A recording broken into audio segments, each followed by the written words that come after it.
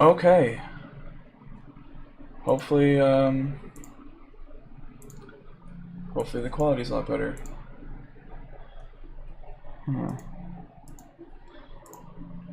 Hey, okay. Quality should be a lot better now.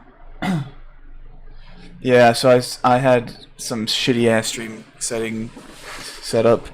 Um, yeah, before my kilobits per second upload was limited to like 100, 200, and I'm hitting 1,000 plus. So yeah, great, very nice.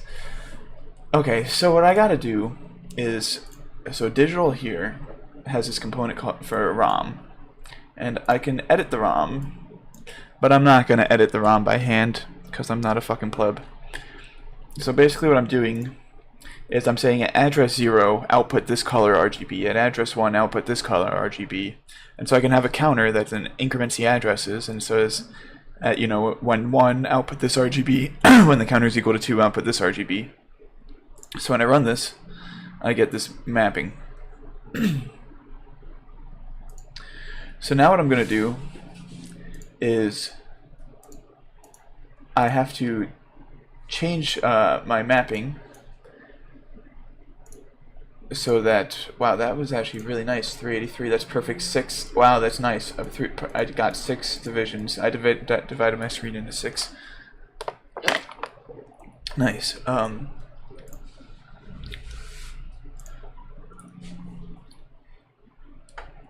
Okay, yeah, so what I gotta do now is I want to generate an RGB map across that amount of pixels, and then I could load it into here so I don't get those weird bands.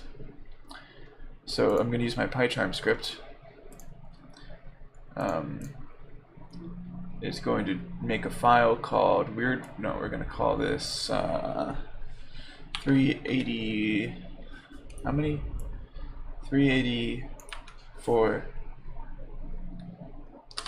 iteration RGB.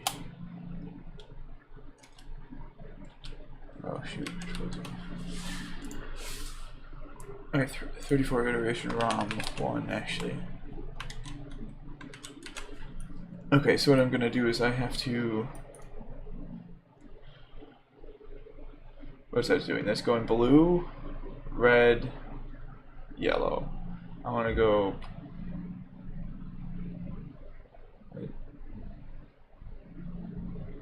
I don't know. We'll just go we'll just do RGB. We'll see what that mapping looks like.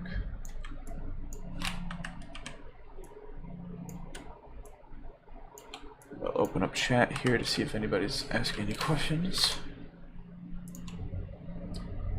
Sweet. I'm glad to see that the quality's clear. Hey Labster, thanks for joining. Okay, so what I'm doing here in this colors thing is I'm defining the beginning, middle, end, and end of the RGB color. So I'm saying start at red, then go to green, then go to blue. And if I did any combination of these, then I would start at that color to any other combination. 31 I'm using is because that's the max 5-bit number I can use. And I am just putting in the max value because it's going to increment from 0 to 31 as smoothly as possible across all these values. So now what I got to tell it to do is I got to tell it how many values I want, which is 383 here. So I'm going to say map these RGB values across that. And so hopefully if I run this, nice. So if I go to let's open where is it? 384 iteration ROM. We can see that it puts this file header v2.0.raw at the top, so it's compatible as like the Intel hex format. And then you can see we have a few pixels. We have 1, 2, 3, 4, 5, 6 pixels of the same color, whereas before we were getting 8 pixels of the same color. So that should give us a little bit more variation. So what I can do now is I right click on here, edit, file, load. And I just click that 384. Okay, and now let's run this and see what happens. Yikes, what'd I do wrong? 384. Do I not want to flip-flop that?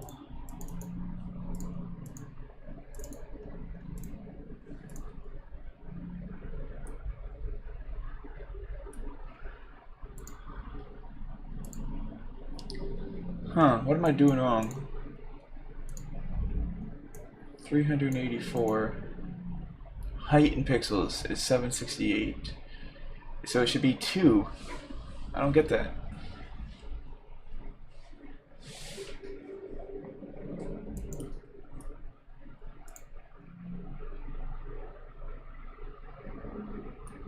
I'm kind of confused with that.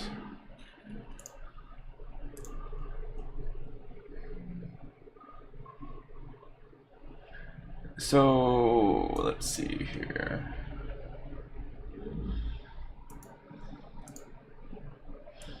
We'll just use a few counters then.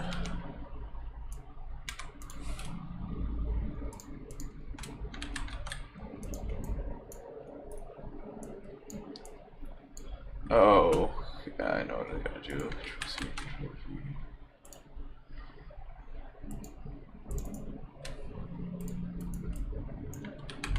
Okay, so what I gotta do is I have to check. I have to generate counters that generate X and Y addresses. The X address is the low 10 bits. The Y address is the top 10 bits, and this gets tied to 0 here. So I'll just tie that to ground like this.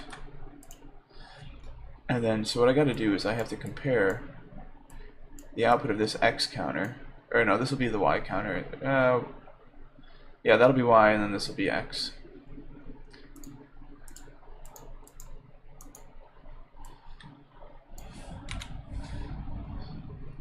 So the enable signal for this one comes from the logic from up there. Okay, so what we got to do is we got to say when X is equal to, well, in the X address there is 1023. So we're going to say when X is equal to 1023, which means I don't need this, and this is just going to be a 10-bit counter.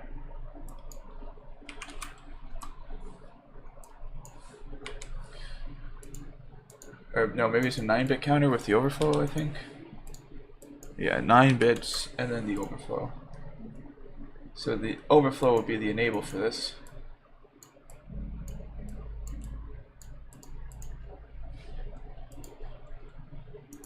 No, it does need to be 10 bits, never mind.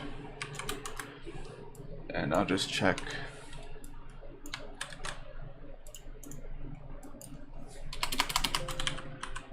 Shoot. 1023. 10 bits. 1023.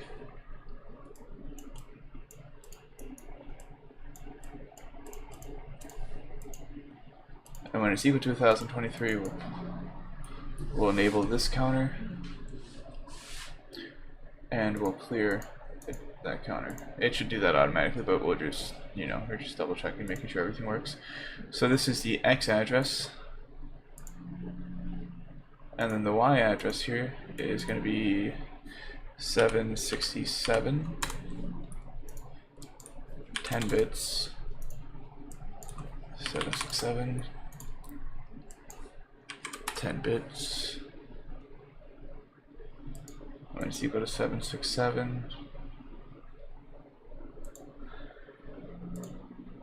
it's going to clear itself.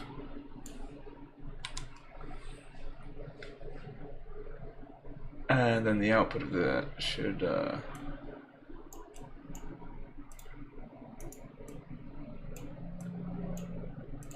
there we go.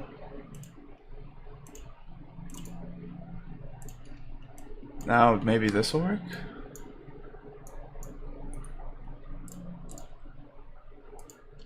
What? Oh, that's set for 21 bits. Yeah, that's 10-bit.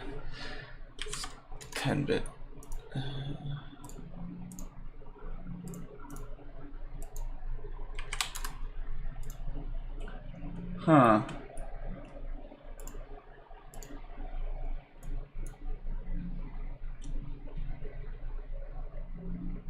What?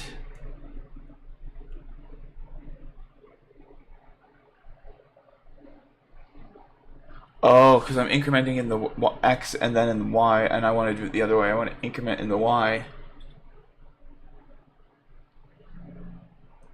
and then enable the x. I see.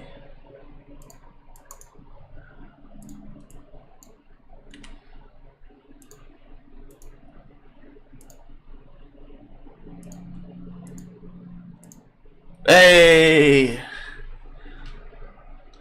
I don't know if stream's watching, but that's what it should look like.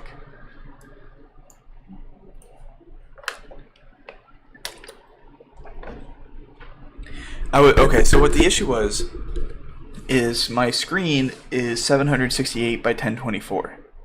376. What the fuck? What is half of that? 383 is half of 600. 384 is half of 768. Wow. So it's 1024 by 768. So if I put in 0 through 383, that's 384 pixels. So it should divide my screen by 2. So that's slightly better. Instead of 512 colors across there, I'm getting that. So now, if I stop... Oh, no. If I stop the simulation, know that that ROM works, and instead of iterating in the... Oh, okay, so now if I go to File, Open Recent, Display... Yeah, we'll see if this changes. Okay, so now if I open up my Mandelbrot circuit, set my counter here for 9 bits, but then basically components, arithmetic, comparator, output, and then I have to do that 383 check.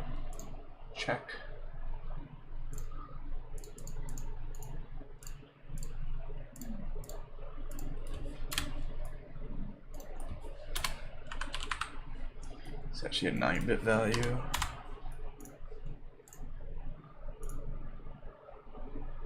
Okay, now I'm gonna load.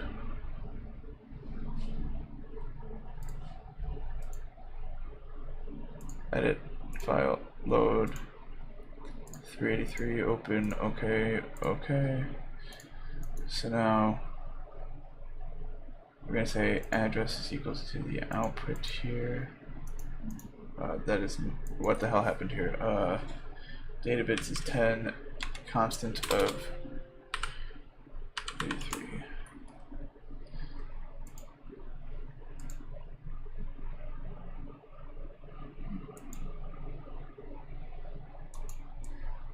Oh, I see, okay.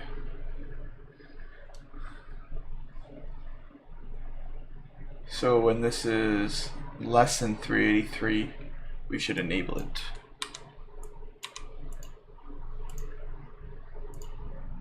When A is less than B.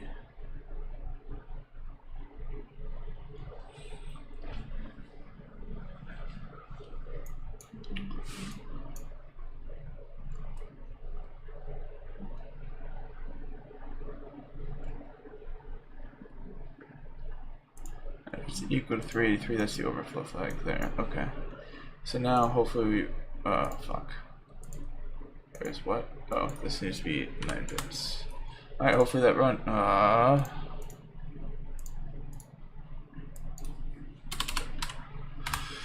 hopefully this runs. There we go. Now we just reset, draw a new frame.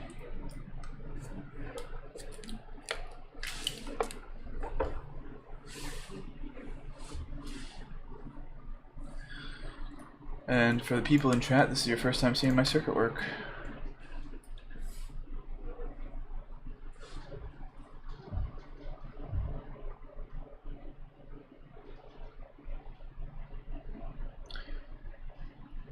Yeah, Sakata's right. The reason you do 383 is because it indexes from 0. So 0 to 383 is 384. Anyway, there's my Mandelbrot, and I can zoom in.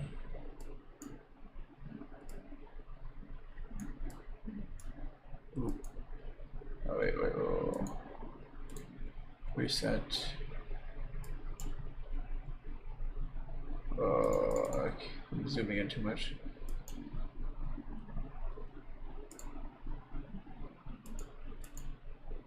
There we go. Alright, so reset, new frame.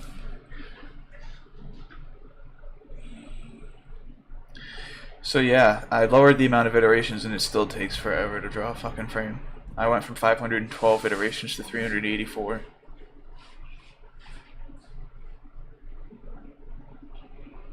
So the next thing to do is, what is 64 times 3? Clear 64 times 3 is equal to 192. So what if I mapped those RGB colors across, instead of 255 pixels, 192? I'm trying to make it so that I don't need, because at the precision I have, there's no point in doing the amount of iterations I'm doing. I'm just kind of doing extra iterations that I don't need.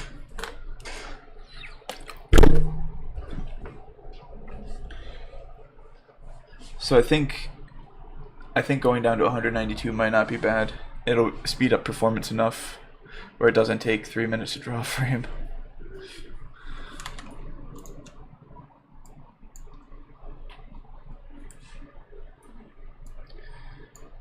So the way this logic is working right here is it's basically counting the amount of clocks, and it says when the clock is like less than 383, or the counter is less than 383, enable the counter to count. If it gets as long as it's less than, it'll count. The moment it's equal to, it'll send out a flag saying it to clear it over here. You see this comes through here, comes this way, and tells it to clear. And we almost have a frame.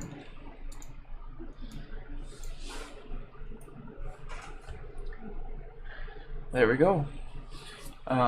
So yeah, now I kind of want to try stopping, save components. No, open resync.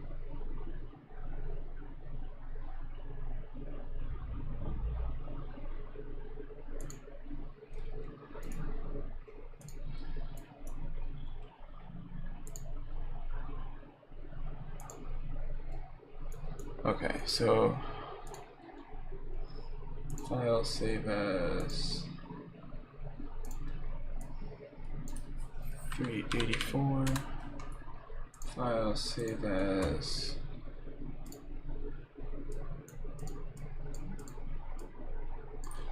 192. Alright, so first we need to run my code, excuse me, that generates it for 192.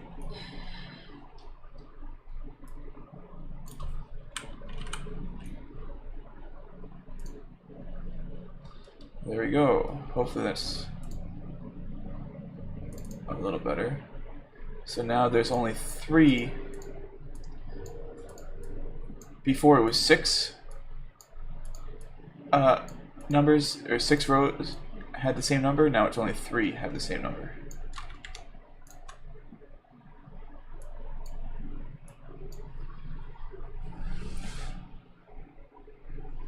What do you mean? Do I skip the last bit?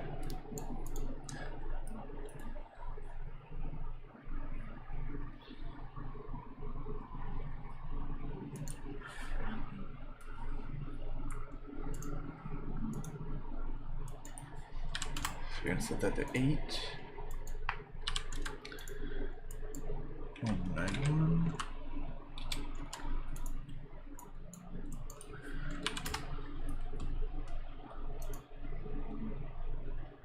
Edit, file, load, 192, okay.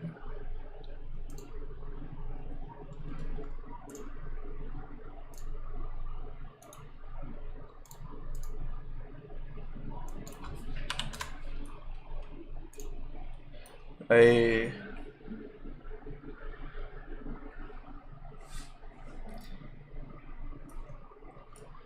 so now at 192, that makes sense to have 4 across like that.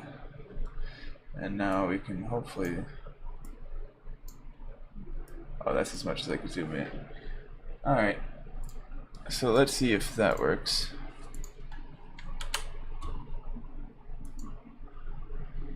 File open. Display.dig. 191.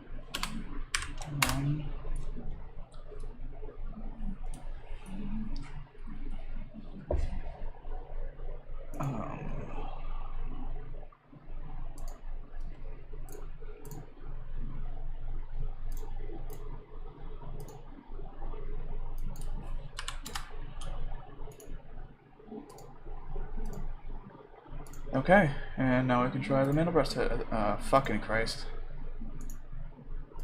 It's only 8 bits. 8 bits.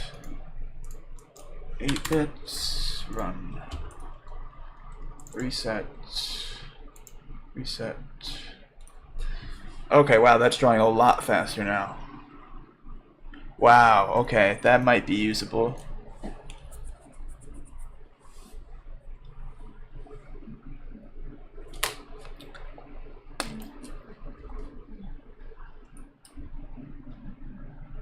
Okay, that actually might be usable. Let's zoom in.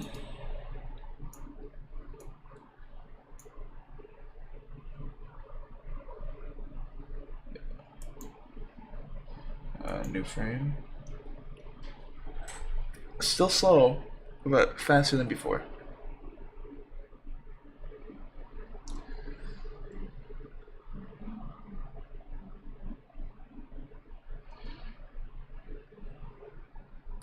Let's zoom in again.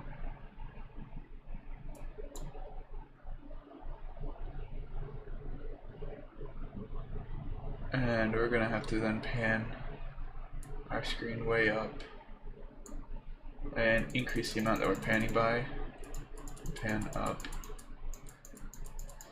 And then tell it to draw again.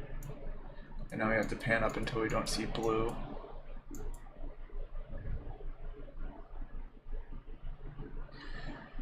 God damn. Okay, there we go. Reset. Just trying to zoom in on the top of the set here.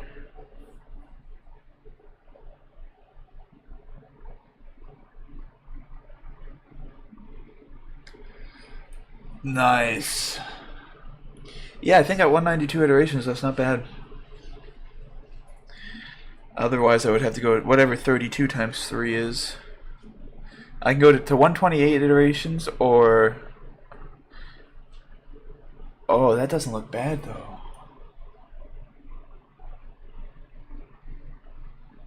I have no idea what part of the set I'm looking at. I'm just gonna keep panning up a bit.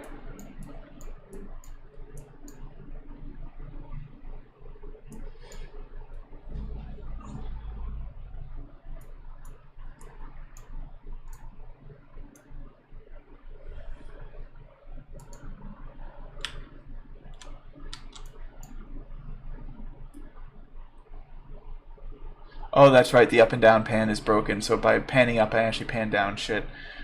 Anyway, though, that's fucking dope. We're gonna zoom in right on this cross section here.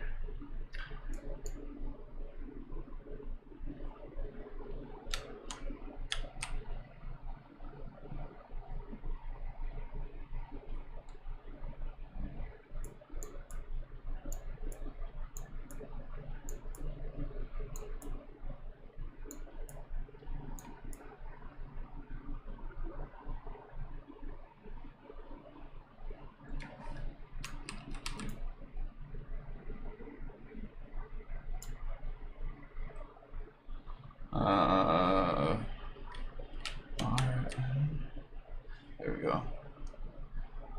Wow, look at that.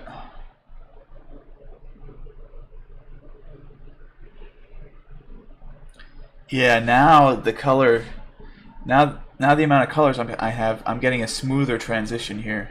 The less, believe it or not, the less colors I have, the more variation there is in the higher frequency zones of change, if that makes sense. So now we're getting really nice color differential here. Wow.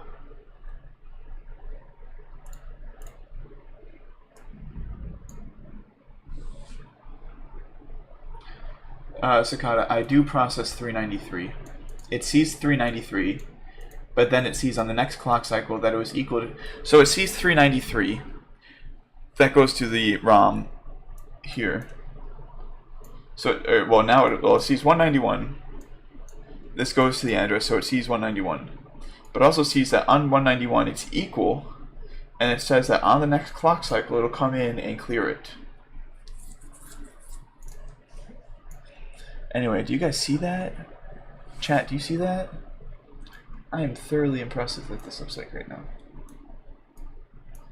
Anyway, zoom in and new frame. And we gotta increase the pan amount and pan up like a motherfucker.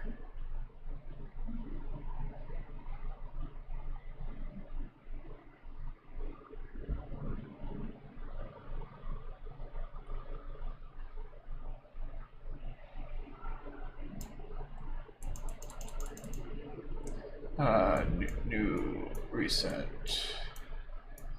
Not sure why I'm not using the buttons. Oh, wow. Wow, there we go.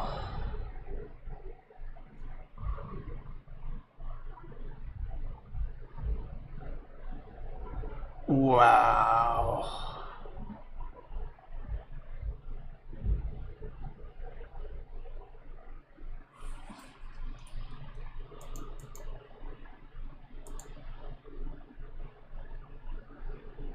I'm not even sure where I am. We're gonna lower the amount that we're panning by. We're gonna reset, draw a new frame, and we're gonna pan to the right.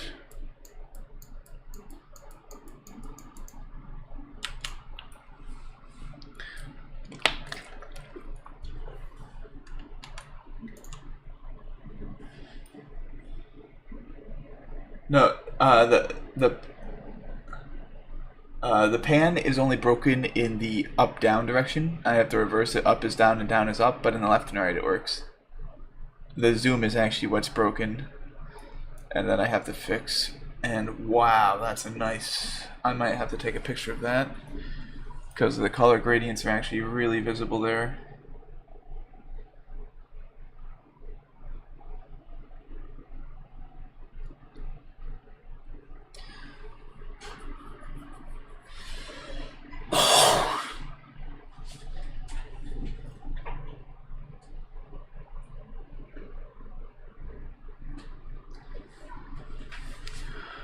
Wow. And guys, you wanna know what's crazy?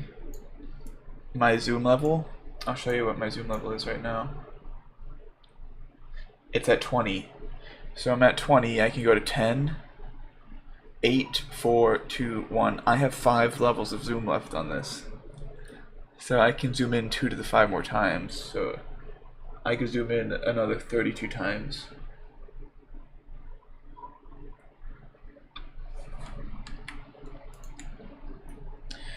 So let's do it. Let's zoom in, increase the pan amount, and I gotta pan a shit ton because the zoom is broken.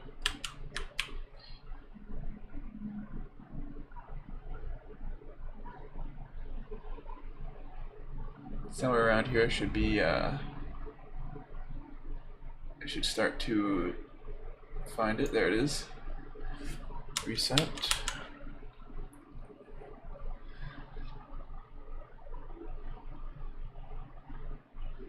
Yep, you can see we zoomed in twice. This right here is this up here now. So this here is going to be like over here. Oh wait, no. Never mind. Where we are zoomed in on this? I don't even know where we are. Where we went. But Wow. I forgot to take a screenshot of that, but oh well.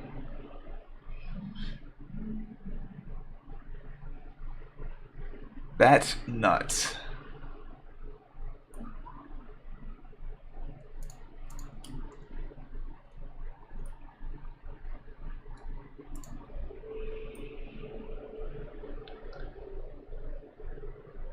Wow.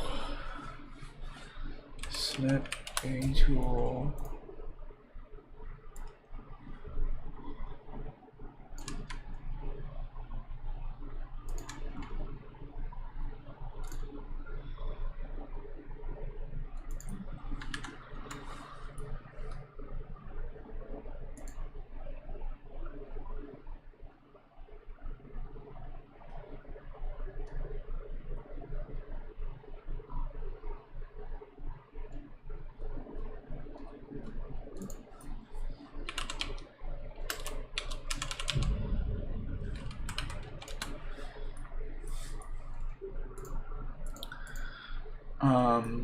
Actually, Red just asked, or somebody asked what -1 was in 4.12 fixed point, so I'll pull out my script right here. Run 1, 3, 12, -1 snip.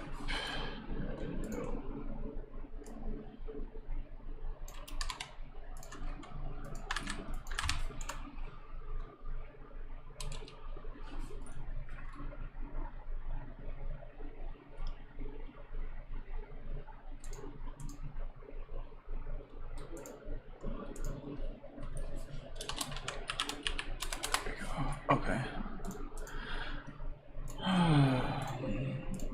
Yeah, I have scripts now for everything that I need. It's nice.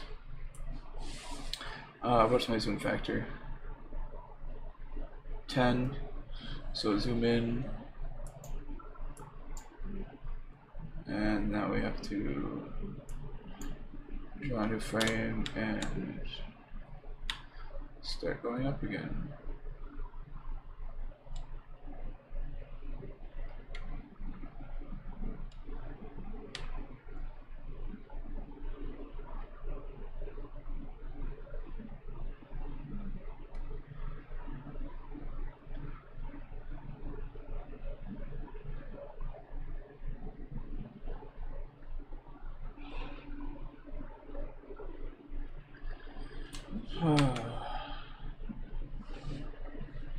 It's gonna take forever.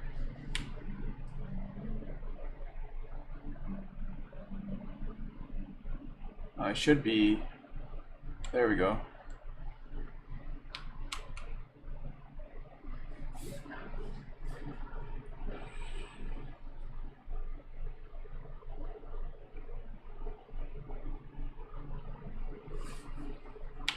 Looks like I have to keep moving up. Oh. There we go.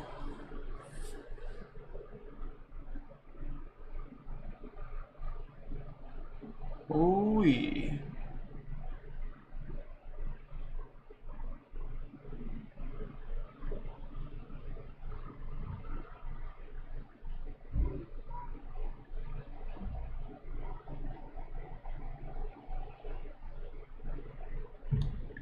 Man, that's so cool. I really can't get over it.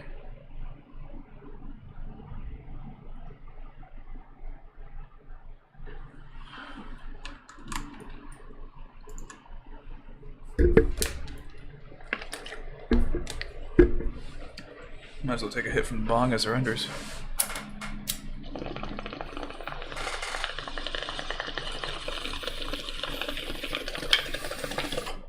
I'm not sure, Cicada. I have to go through and fix the zoom and the circuit still.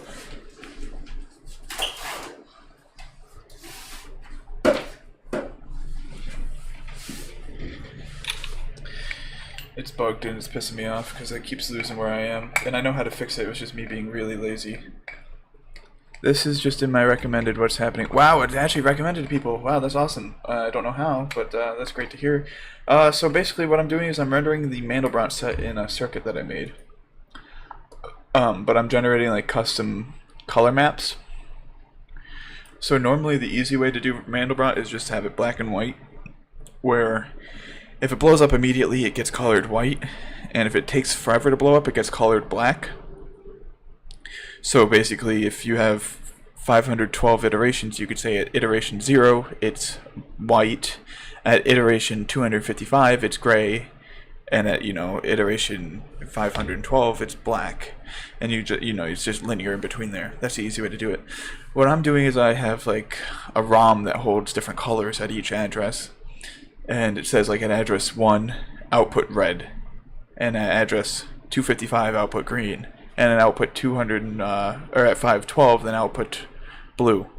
And then it smooths all the values in between. So I wrote a script that fills in a ROM with all those smooth values so that you see this nice colored Mandelbrot set instead of just an ugly black-white image. Oh. Yeah, just nerd shit, just fucking around, building like circuits in digital.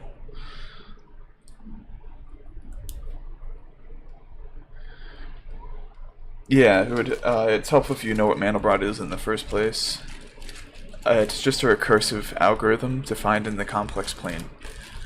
So you just like iterate it on itself as many times as you want. And since it's recursive, you can iterate infinitely. You can just keep going.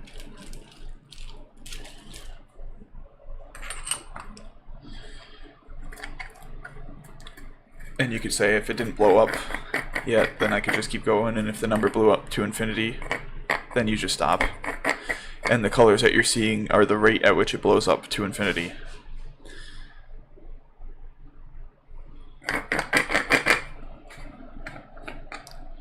So the redder the number, that means it blew up quick.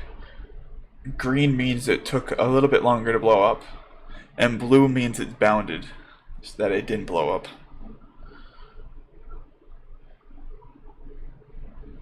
Yeah, it's a fractal. And the colors tell you how close it is to blowing up towards infinity. So if I zoom in on the green areas, you're going to see a lot of color change as I zoom in on the green, because there's more uncertainty about what's going on there, whether or not it's going to blow up or not. Green is in between the red and the blue, because it's red, green, blue in the way I set up my color map. So I just kind of want to take a screenshot of this real quick.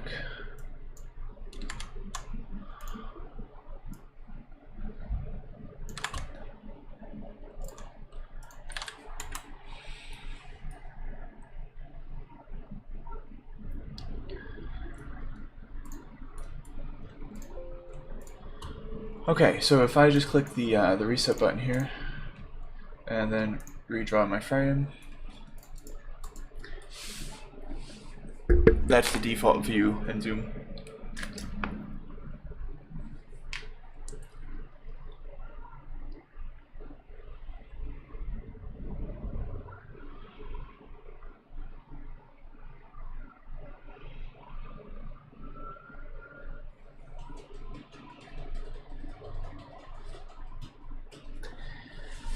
So we were reviewing we were looking at this shit here. This is where we were zoomed in on these edges, these tails. So now what I got to do is edit this circuit so that when I zoom, it doesn't divide my bounds. So zooming is this logic here. And all of that. Oh, fuck. So zoom factor itself is fine. How I generate the pan factor kind of makes me want to fucking kill myself.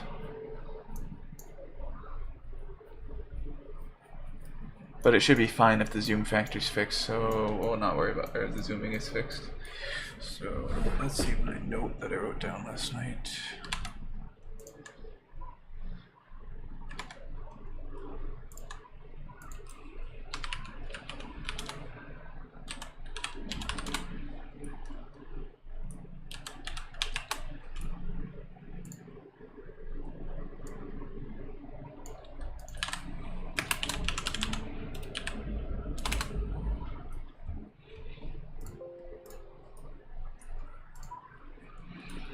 Alright, so what do I gotta do? My note from last night says, instead of dividing by 2, I should add half the number of pixels to the real bound and imaginary bound. So let me work this through.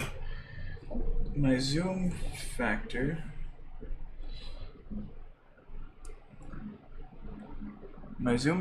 is equal to some number. And then to get, I need to know what I need to, so I'm at real bound of -2. And I need to get to -1, which means I need to somehow get to 1. But my zoom factor is 1 over 256. Which means I need to go to 256. So that means I need to add 256 to it? No, that can't be right. What?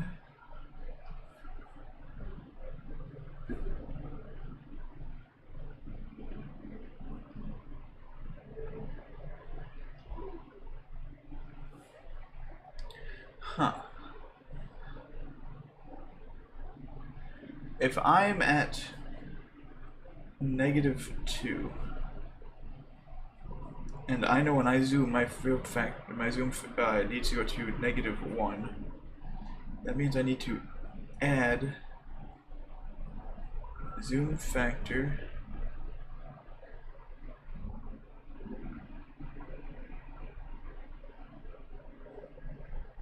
times 256. Not plus. I need to times it by 256.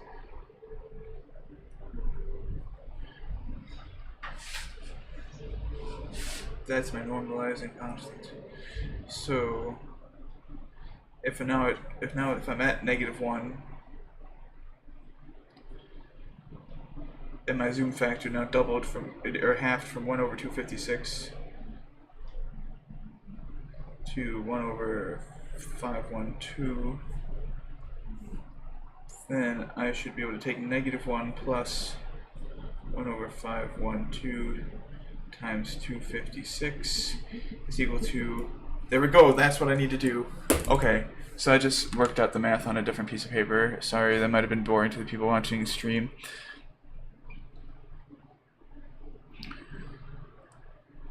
Oh, you subbed Kaser? Oh, so that's why you got the recommend. Well, I'm glad that YouTube's actually sending out the recommendation, because I'm not sure if it actually usually does that. And YouTube isn't usually the most friendly towards small channels that are weird and tech nerdy shit like this, that are like weird and niche. So I'm glad to hear that it's at least sending out the notification.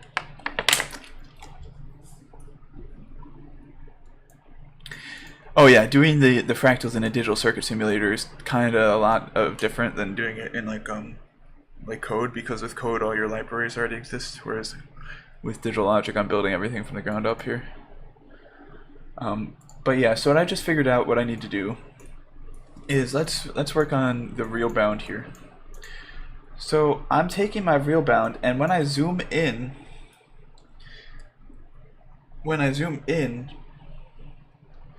I'm multiplying by 256. Multiplying by 256 is the same as 2 to the 8 shifts. So I'm going to use a shifter here.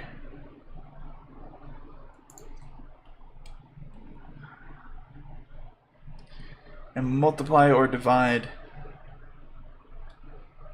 by 256. Not by... I was multiplying and dividing by the wrong amount. So I can leave my shifter here.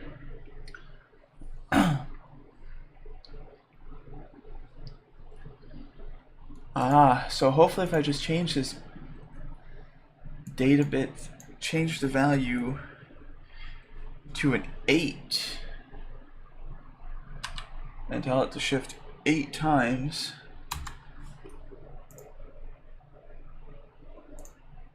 I'm not sure if this is going to work, but we'll see. If this is all I have to do, I'm going to be like fucking ecstatic.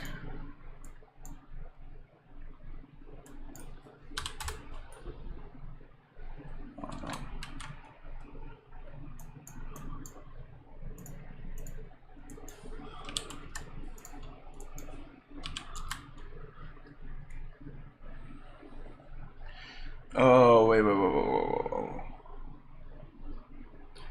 I see. That's not all we need to do. Okay, so we need to take this -8.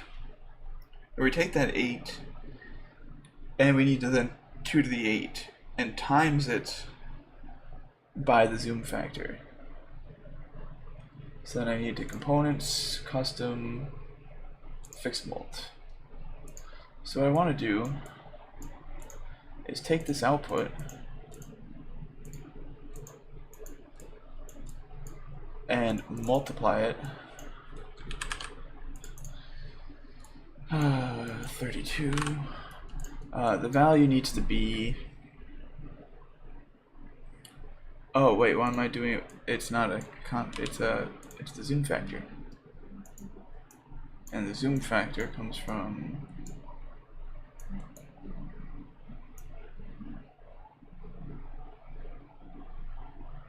am I not using it there?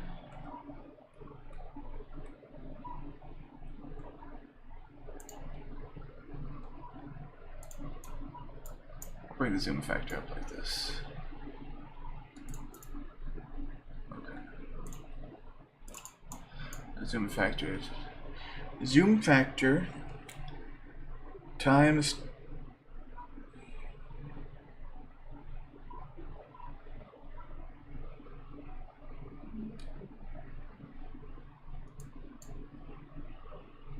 oh wait, no, I'm retarded. I don't need this. I don't need that fixed point mult. I need to, we're going to take this here, and the input here is zoom factor, and we're going to either shift the zoom factor by that amount or not.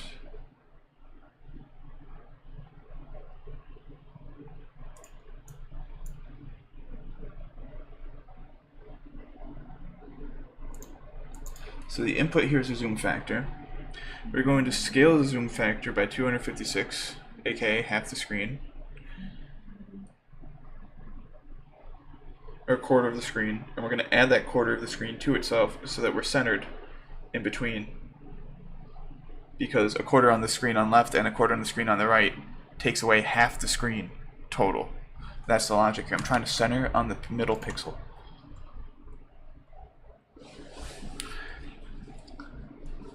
Oh, doing it in C is kind of hard though, because it's C. Wow, you didn't know how to render it. Yeah, that's what I mean, like, because C, yeah. Libraries are hard. That's funny, that was a nice workaround.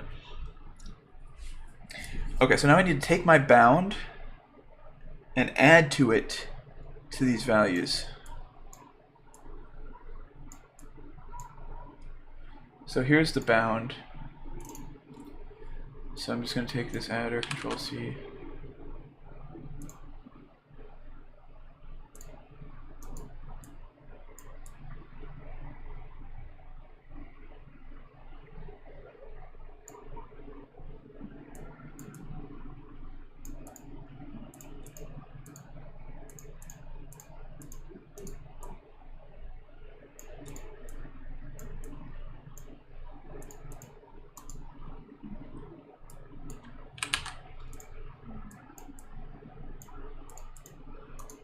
Okay, so we're taking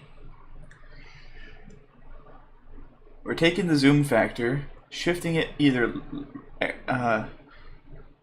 oh, do I want to arithmetic shift that? No, I want to logical shift that. The zoom factor is not a signed thing.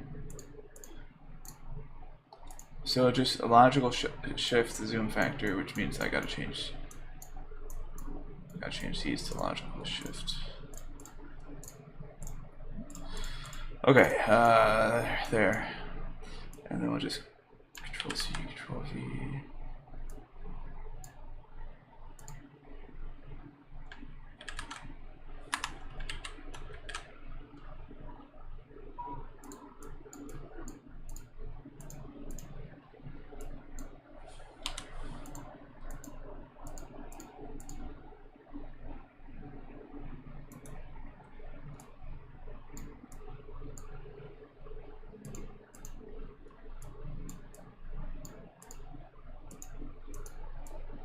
Okay, so now that's hooked up and that's hooked up.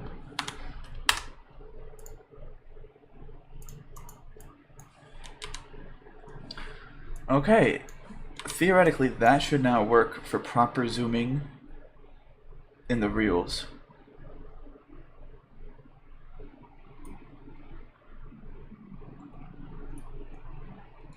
File, save as, zoom in pan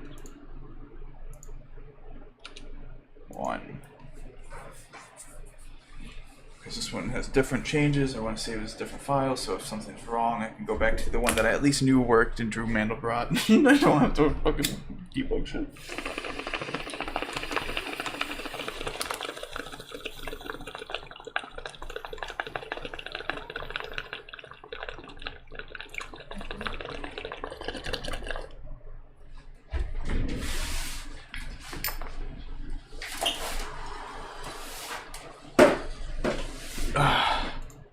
Where's my fucking chat box? Oh, I must have closed it by accident.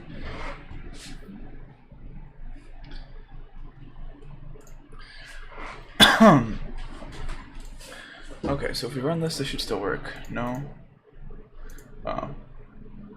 What? Oh, that needs to be set for 1 bit. No, I just set it for 12. 1 bit.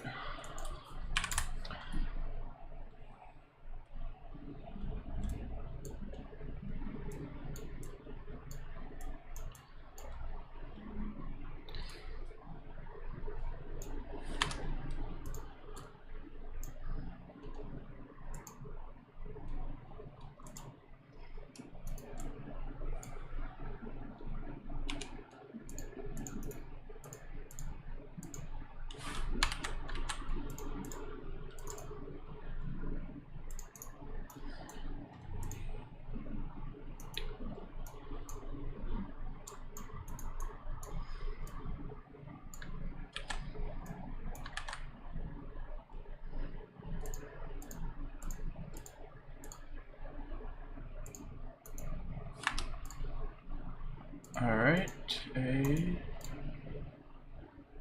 B.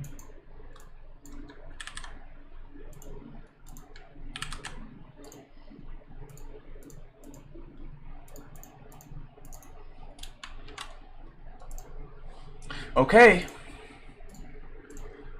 Oof, I just closed out. Open circuit. This is the wrong circuit. Delete components, custom.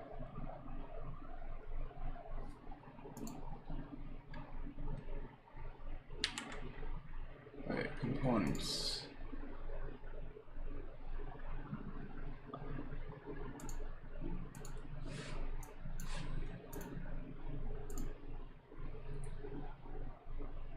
I want zoom in pan 1, okay.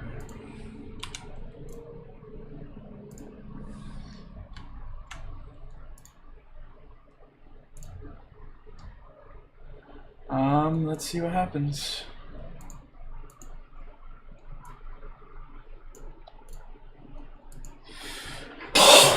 Sorry, stream.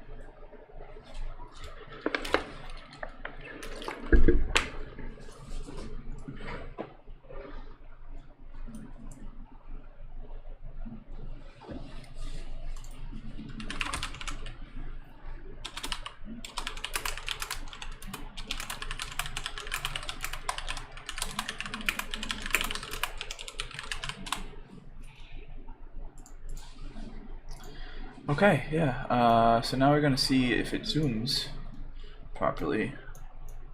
So now we're gonna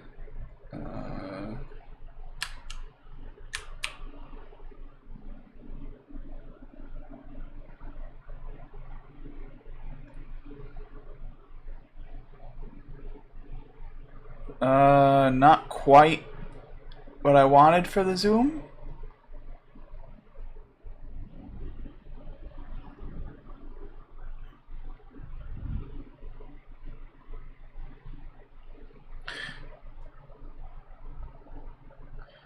So it took the cardiac.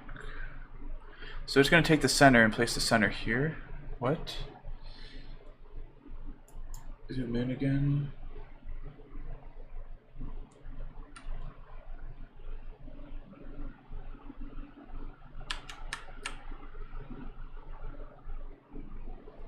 Yep, so that's not drawing, that's not doing what I want. Huh.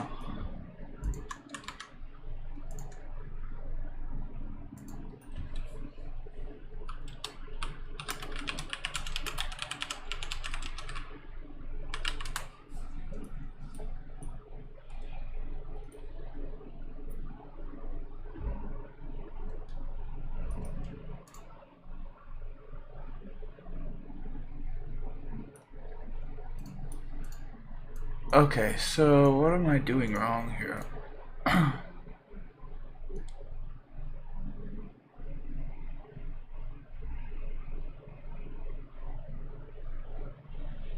So let's do an example.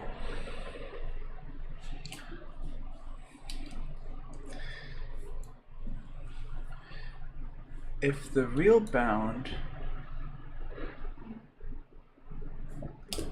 so I need to turn this on. I'm going to set the real bound. I need to figure out what -2 is. It is 1, comma space, 10, comma space, 21 notation. I want -2. So FFC 1, 2, 3, 4, 5. Okay. So I enable reset, update the frame, turn off reset. I have FFC in there. FFC is -2. So now let's convert to -1. FFE. So what it should do, when I zoom in, it should go to FFE. So zooming in should add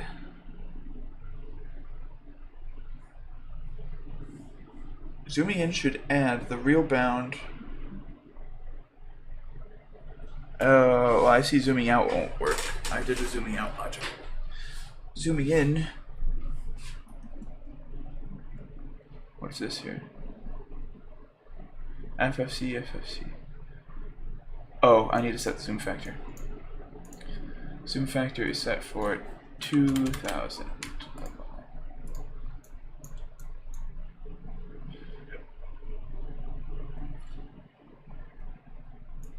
Oh, I need to reset.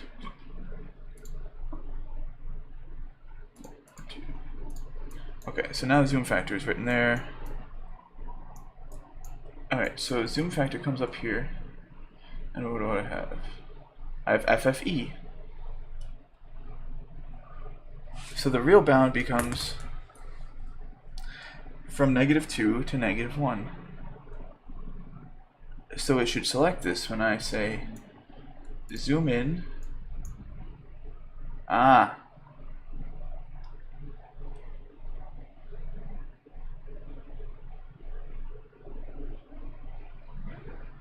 Ah.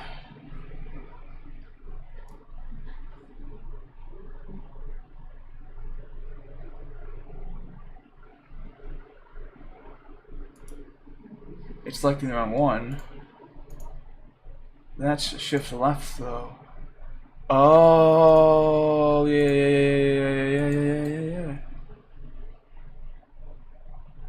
Okay, so I'll set that to shift left.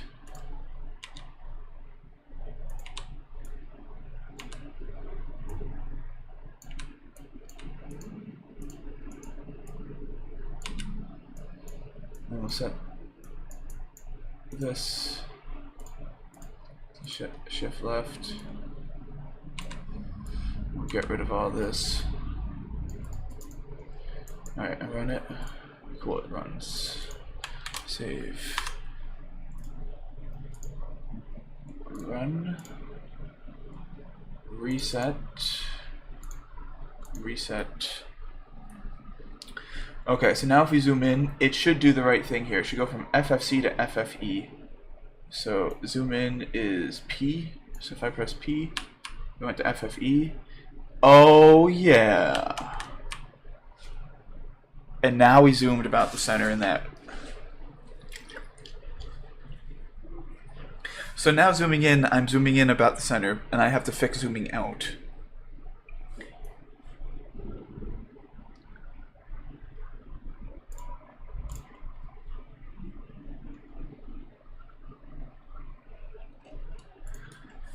I'm happy when I know what I'm doing. When I think I know what I'm doing.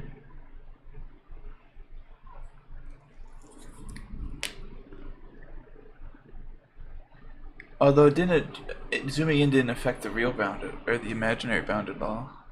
And it should have.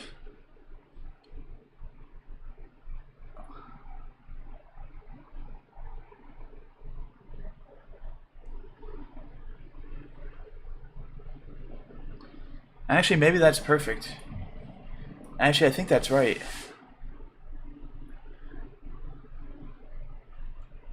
So now if I pan upwards, which is backwards, so I have to click the down button. So I will increase the pan amount, draw a new frame, and start panning up. Remember I said it's backwards, so I have to click the down button.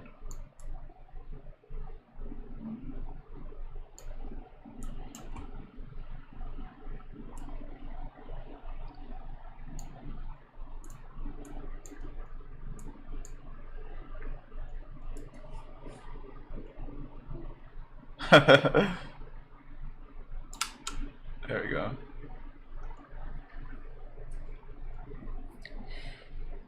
Alright, and now if we zoom in, oop, I zoomed in a little too much, but hopefully it works.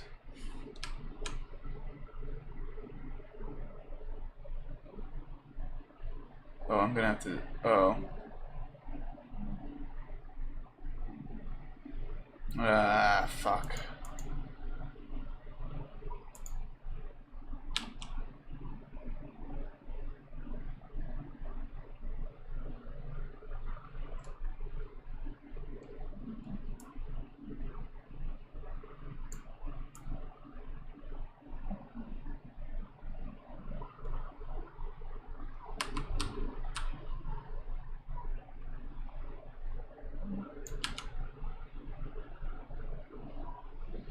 Alright, and now we'll zoom in.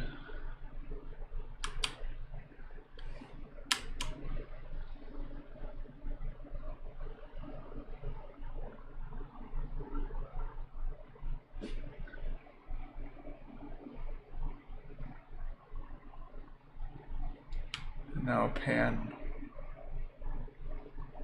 way up.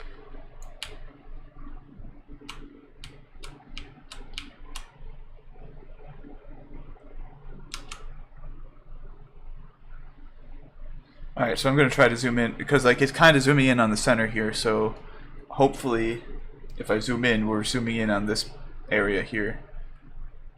Fingers crossed if it's working properly.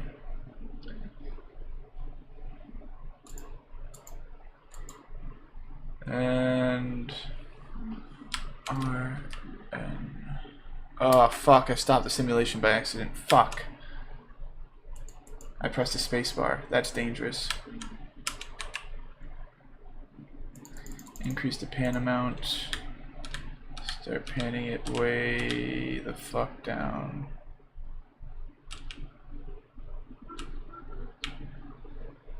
We're panning faster than it can render.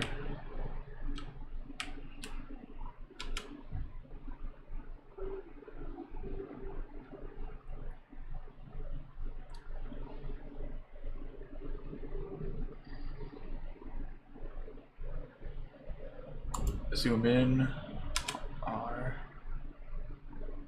N. Hey there, that actually worked.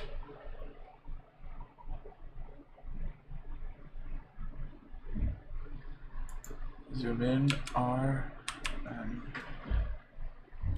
Wow, that's actually working.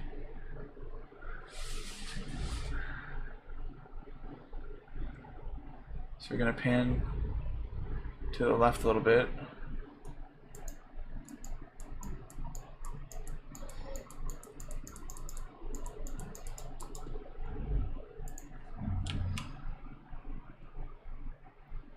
Wow, okay.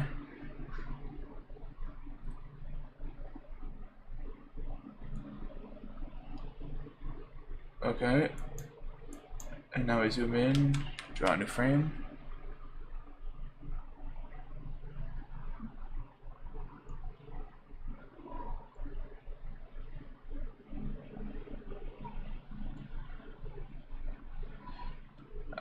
Draw a new frame, pan to the left a little bit.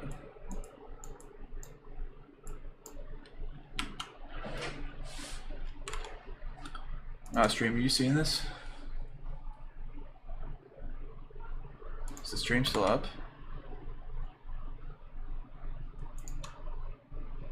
Yeah, we're still up.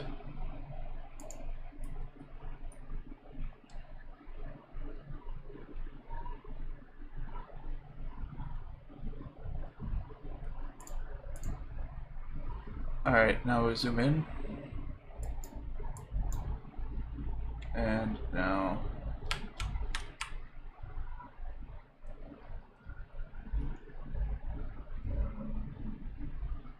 nice. Zoom in.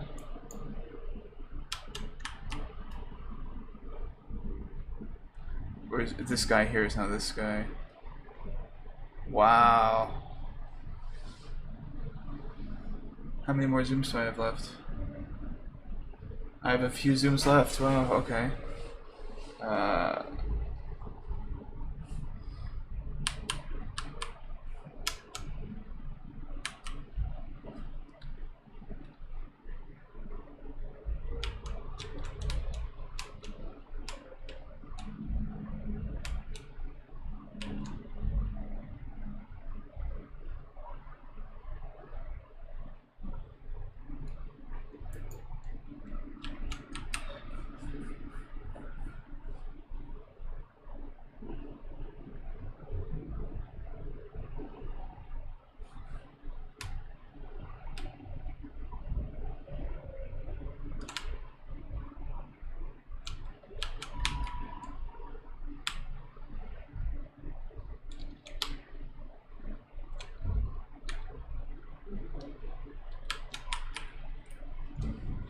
Trying to pan to it a little better.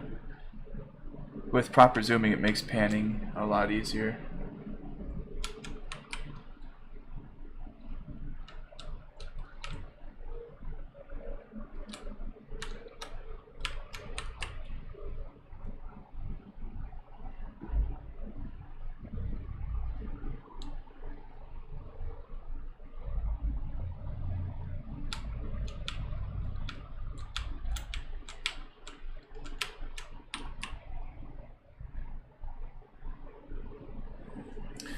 I'm trying to zoom in on that brat right there. So I'm trying to center it. And now zoom in, draw a new frame. Sorry, stream. Pretty good centering when you see the line being redrawn is right on top of the old one.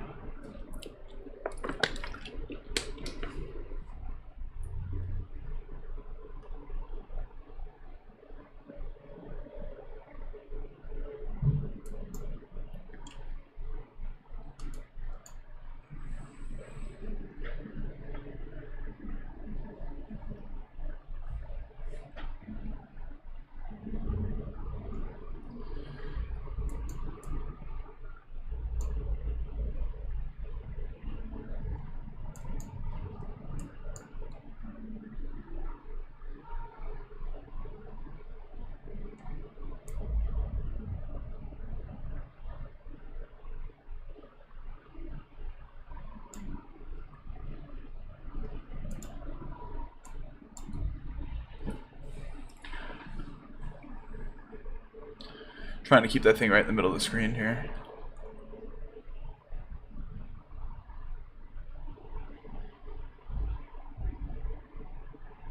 Look at that. Look at that web of color.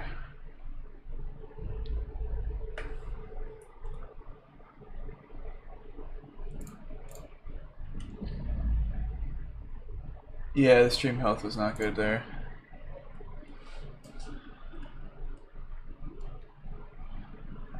Let's zoom in again.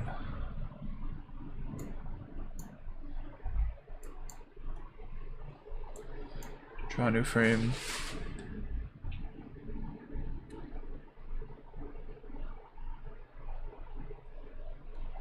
Pan up.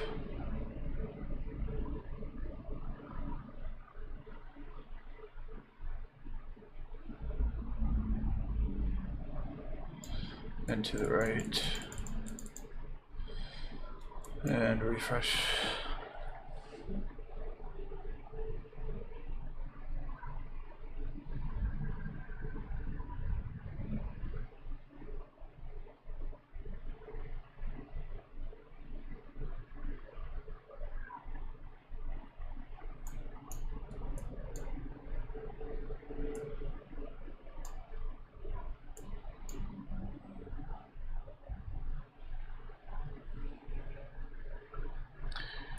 Damn. I love seeing that render down like that. And the color, I think we're at like just the right number of iterations here for the colors. So we have like, oh, like doing the color mappings, that's a multiple of 3 for RGB makes way smoother than doing it in multiples of 2 for RGB, and then you have to divide 3 things among 2, and then you don't get clean edges, where this is, oh my goodness, look at that.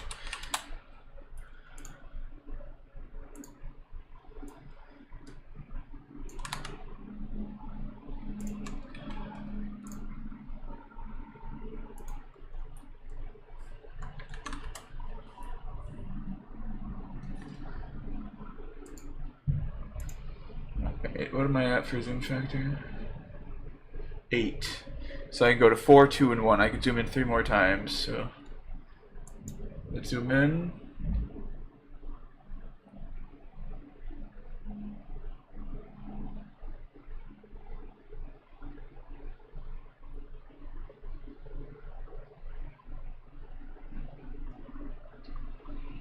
And new frame.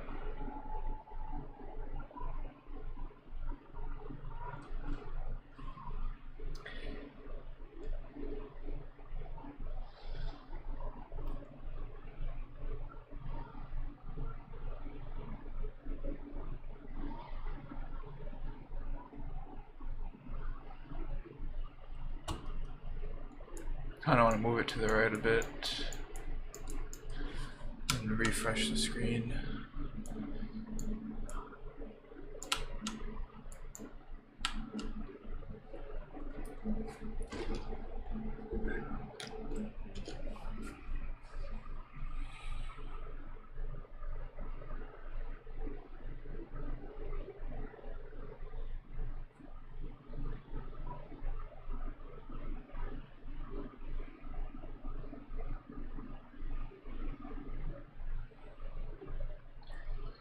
Wow, that looks truly epic.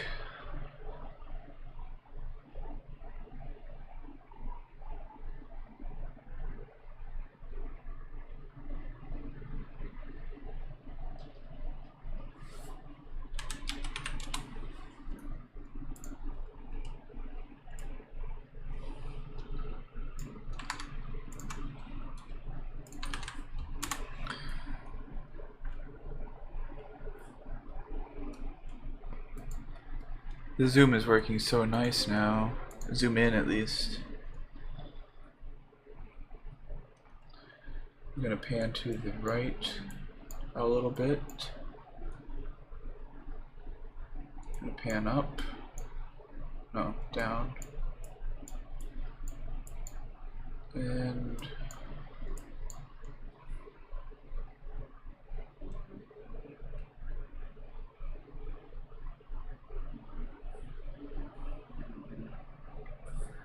Okay, and now we zoom in, and oh wow. Now we're actually into the greens, and now you can see the iteration in the green.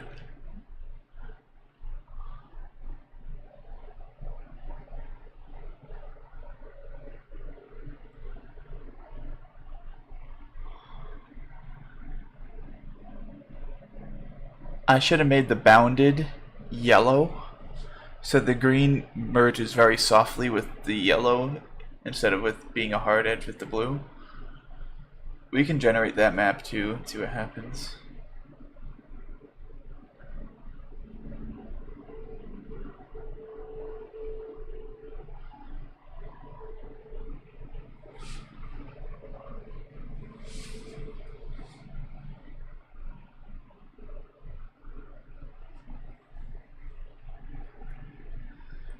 I really love seeing all those natural soft curves that get formed like that.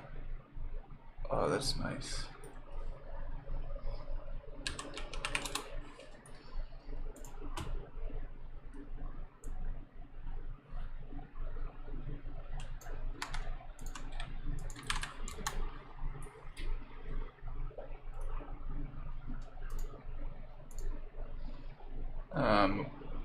And what do we have for a scale factor? Alright, I can zoom in once more. And,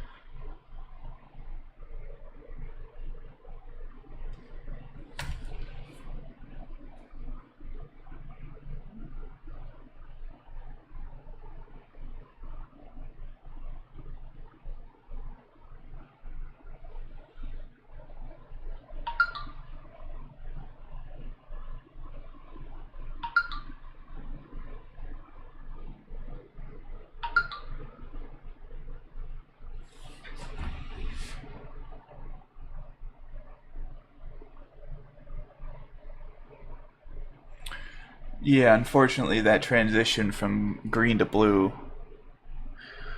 is yikes.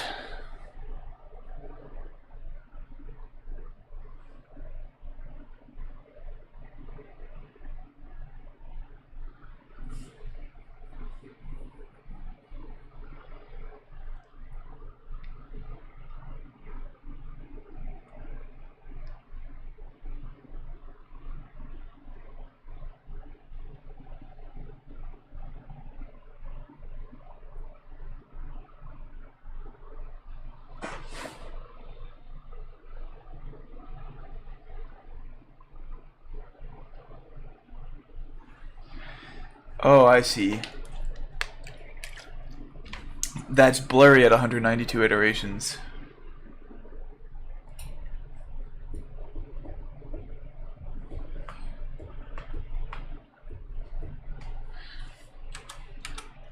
At 256 iterations, that wouldn't look so blurry.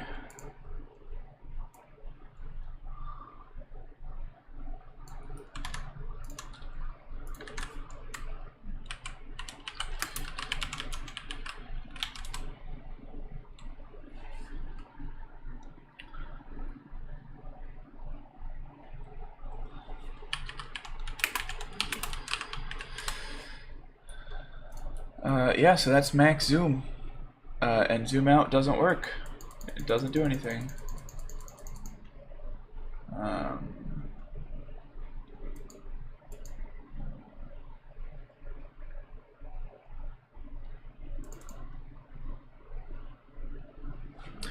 Yeah, so now I gotta fix.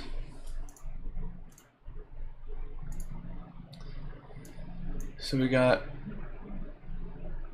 zoom in working, but we need zoom out. Or zoom in, you add, then zoom out, you would subtract.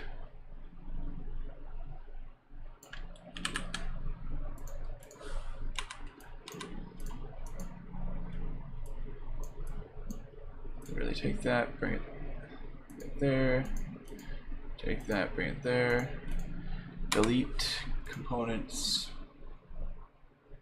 arithmetic, subtract, and we make it, is it 32 bits? Yeah, 32 bits.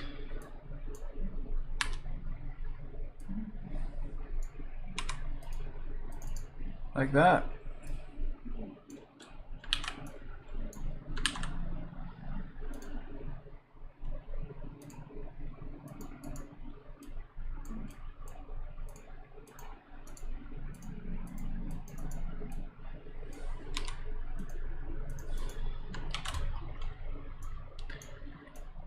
And then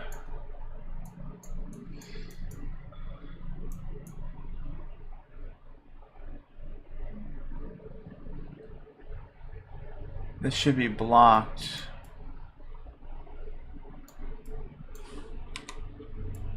Should not be allowed in.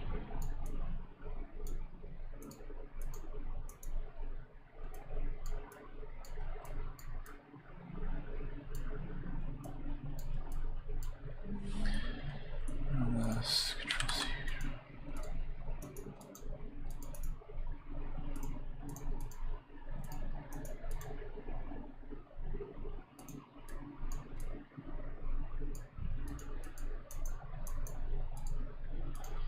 It'll be allowed in unless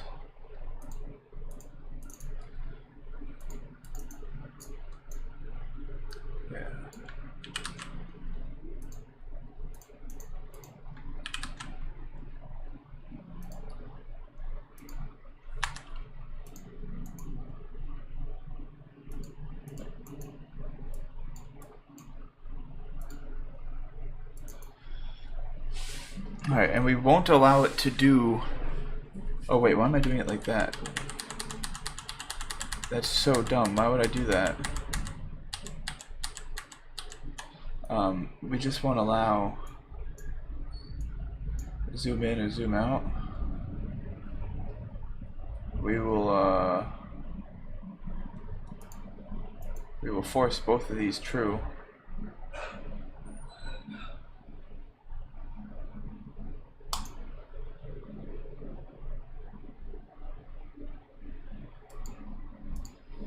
Make 3 inputs.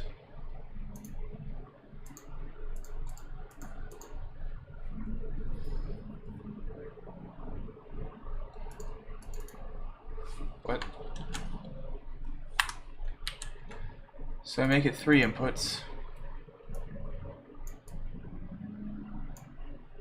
And then I say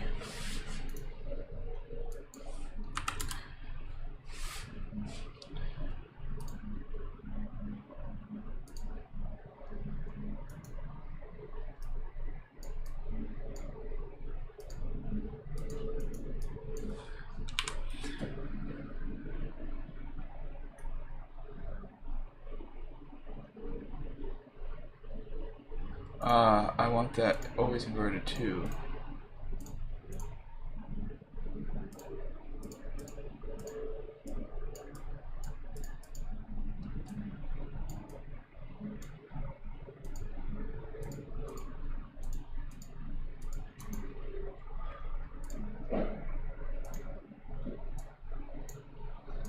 And we will just say on either of these conditions where it checks if the zoom factor is at the top or bottom of the range,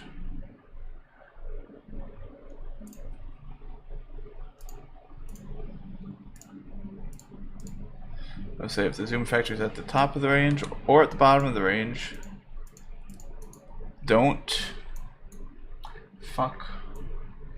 allow it to shift.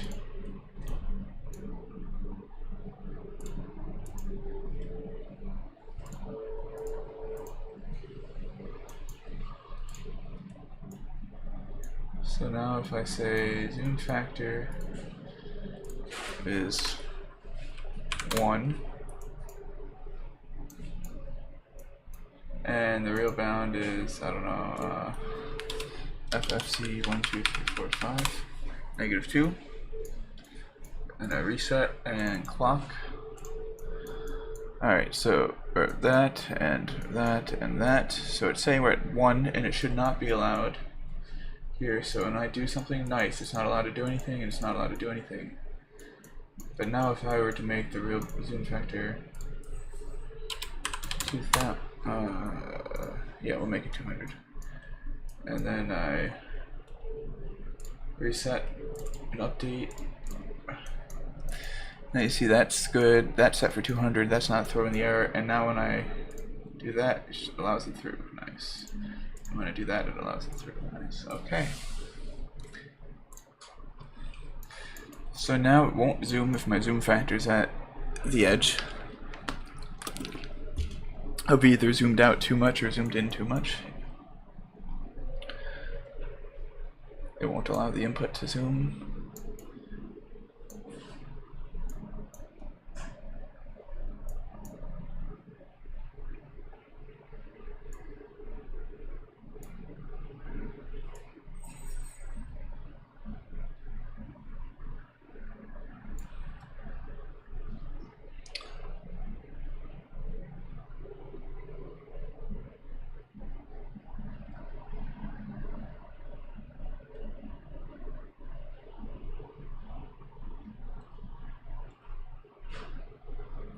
Oh, I wonder then if I could take off this redundant logic. If doing this prevents the zoom factor from coming through and updating one of these control lines,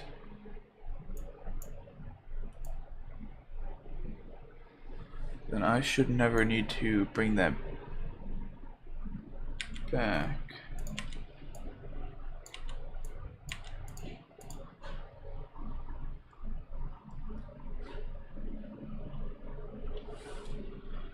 Oh, wait, whoa. This logic's wrong. It says,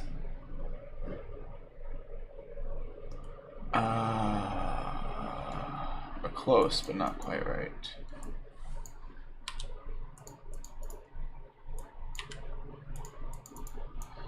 Okay, we need two lines coming back here. We can't just orm together.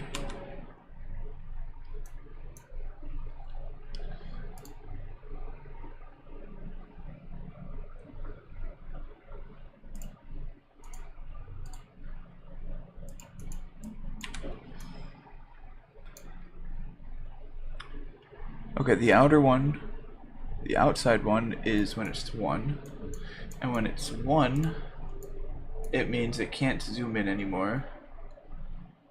So we're going to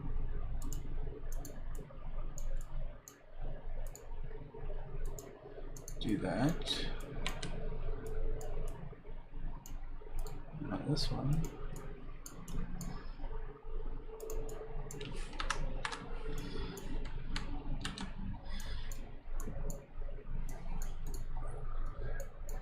And now, if it's too high, now I should be able to get rid of this redundant logic where it comes up this way. And it has to rewrite itself.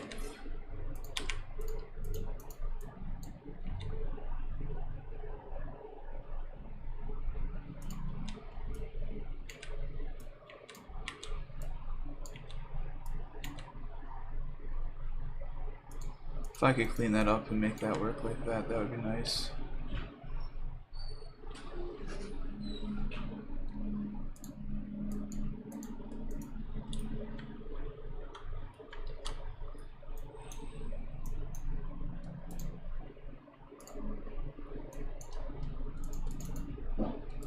Okay.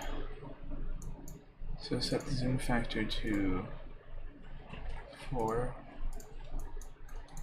Real bound to FFC 1, 2, 3, 4,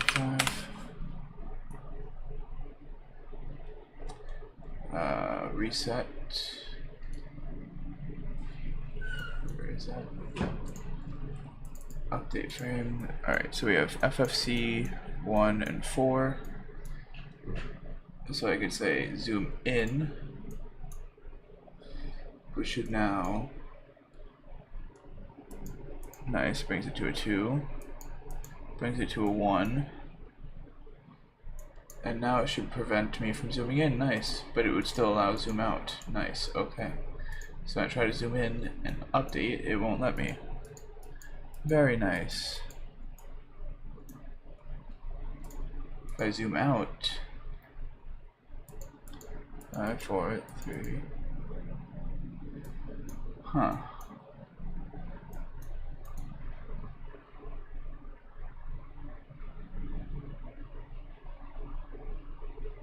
Am I doing the order of operations here right?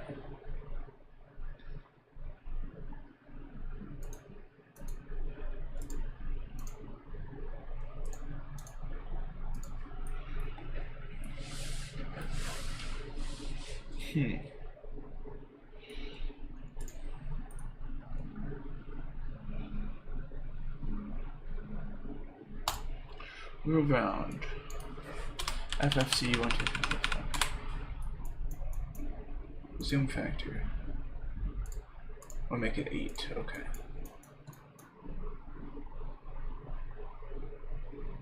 Reset, update frame, and reset.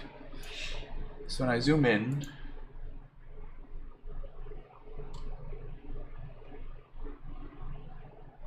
it wants to add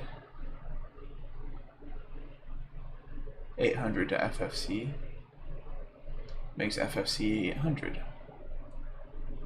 So if I update, makes FFC 800. If I zoom out, it should then take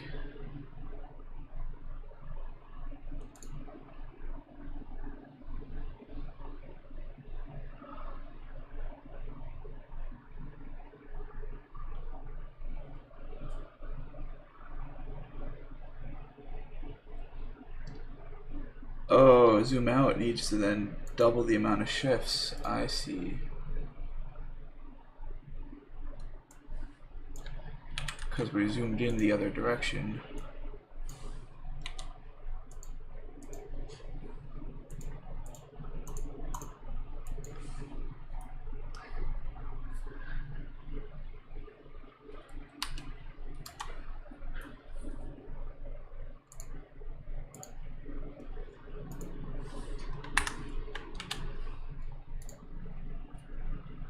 So we set in FFC 1, 2, 3, 4, 5. I'll set in zoom factor of 800 again, I guess.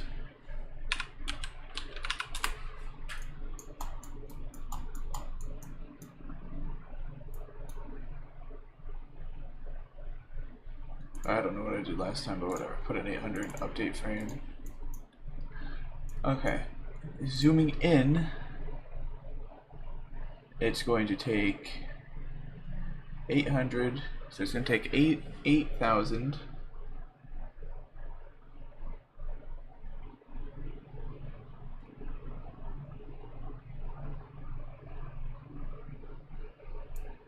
Oops, I hit the wrong one.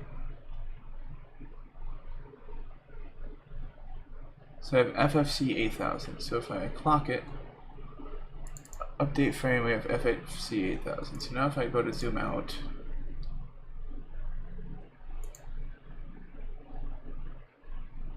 there we go. So now if I zoom out, okay, that's exactly what I need to do. I need to double the amount of shifts.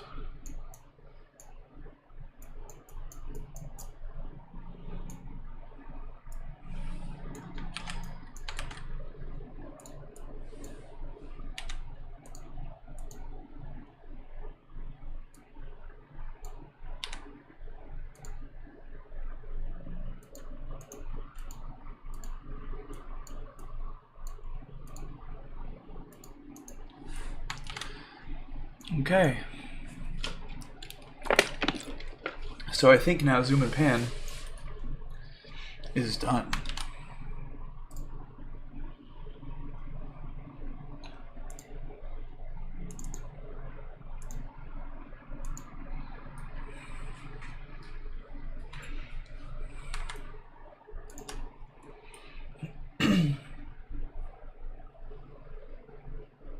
Yeah, that's the next goal. Cicada.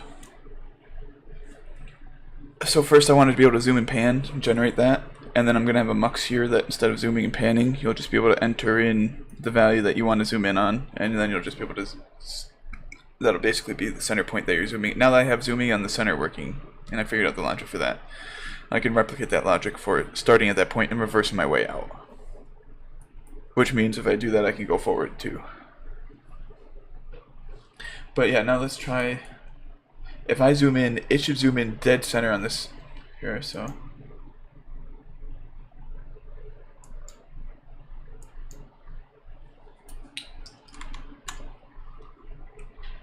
I don't know how you ended up here, Spice Addict, but I hope you're also addicted to cool logic stuff. Welcome, Michael Collenhoven. The zoom, it looks like it worked, and it zooms in on the center spot. God, this is taking forever to fucking zoom. I kind of want to lower the iteration count to like, I don't know, 96? A little less than 128.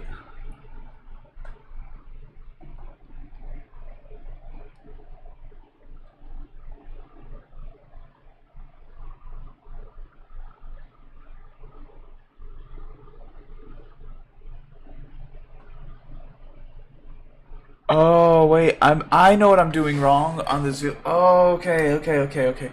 So I'm still wrong on the zoom. On the zoom calculation for the y coordinate. You can see it's not zoomed in the center on the y, and the reason being is the y isn't 1024 pixels. It's only 768 pixels. So I have to.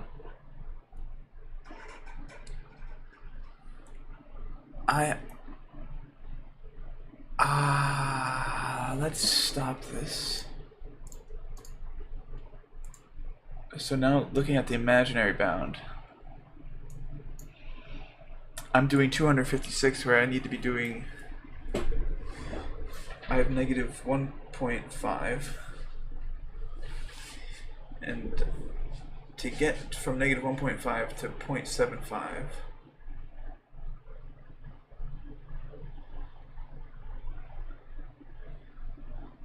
to negative 0.75.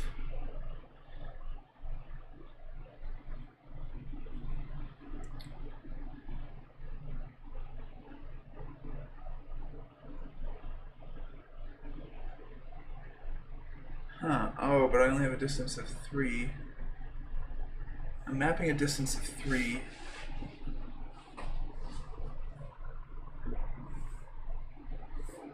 $256 to $512.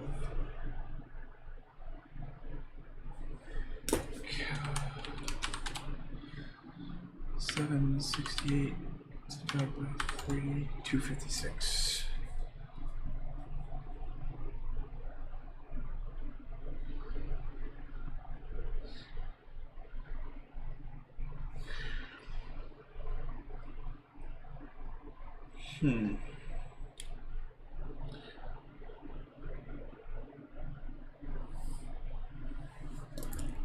So in the reels, what am I doing?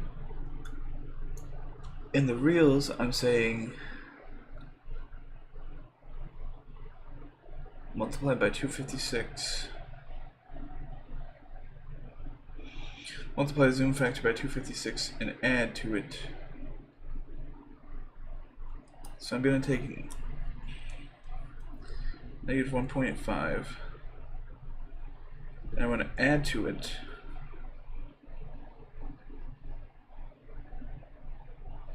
x over 256 to equal negative 0.75. So negative 1.5 plus 0.75 is negative 0.75.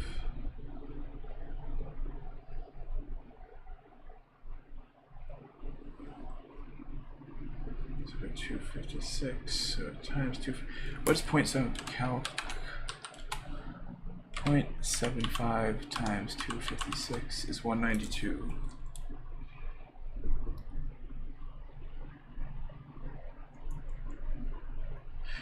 So I don't need to multiply by 256, I need to multiply by 192 in the, so mult by 192 in y and 256 in x. That makes a whole lot more sense.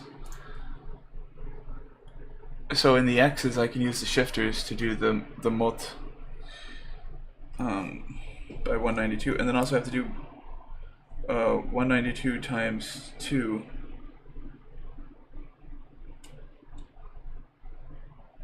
Shit. I'll worry about that next. Okay, so for the imaginary bound, zooming in, so I'm going to get rid of zooming out logic on the imaginary bound because that doesn't quite work. Zooming in, instead of multiplying by 256, which is shifting by 8, components, custom, we're going to grab our fixed point multiplier,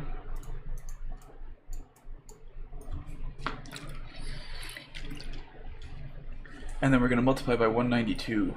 So I need to go to my Python calculator. I need to convert 192, and that's hex, that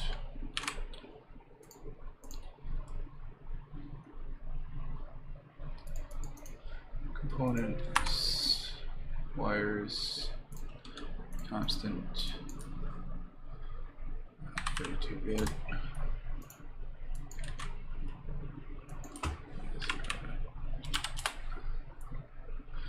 Okay, there's my 192 and my fixed point.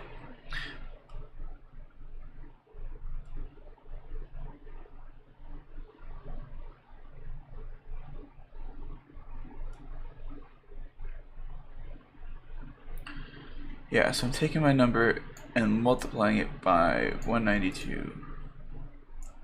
And that number is a zoom factor, which is really, really small. Okay, so that should work. Control S. Okay.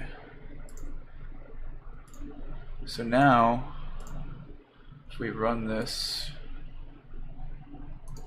shit.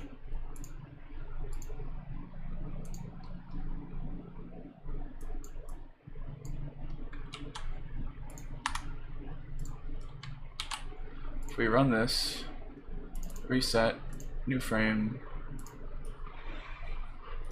and now when I zoom in, hopefully it zooms in about the center. We'll wait for it to render out. Where is the chat?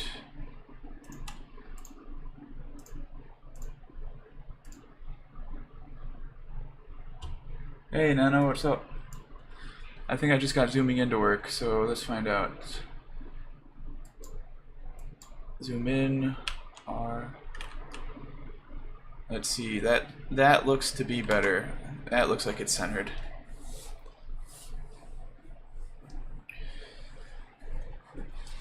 So Nano, what's going on is I can currently change the iteration count, the palette color, but the palette color that I have mapped depends on the iteration count. So what I'm going to do probably for the final circuit is I'm going to have a mux sec and say you can have it iterate at 64.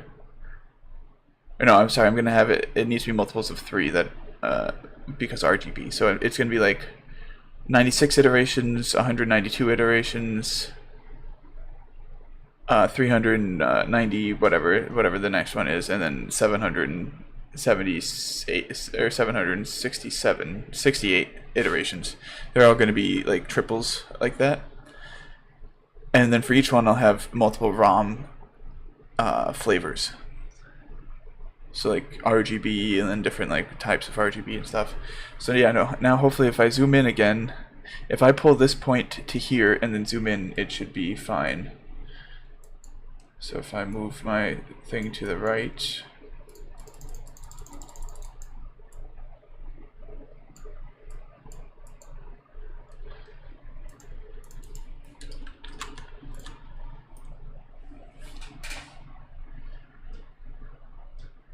Yeah, so the way I'm doing it is I have a counter that is my iteration counter, so I can stop the counter wherever I want. And then I can use a ROM that says when the counter is this value, aka the address is this, output this RGB value. And then I can go through and I have a script that can then change a smooth mapping of RGB values to different like ranges. So I could say go from 0 to 192 or 191, or go from 0 to 393, or whatever the ranges I want are. And then the code will output the ROM, and then I just load the ROM into the digital here, and then we're good to go.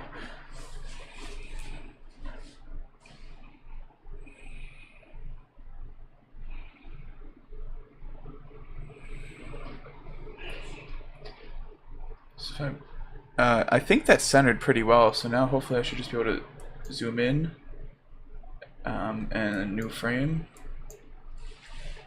Yeah, that's centered pretty nicely. This right here, is that right there?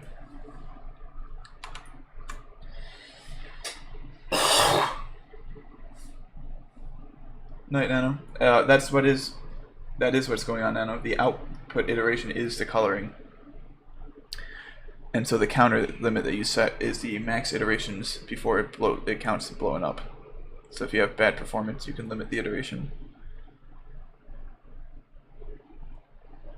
My first one when I was doing this was 10,000 or 1,094.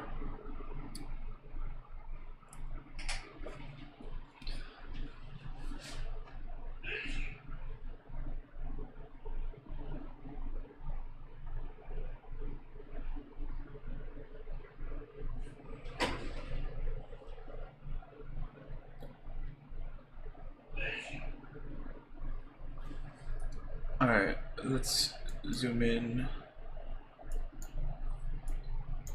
We'll just max the zoom in that we can do. Alright, we are zoomed in as far. Let's draw a new frame. I guess we fucked up something.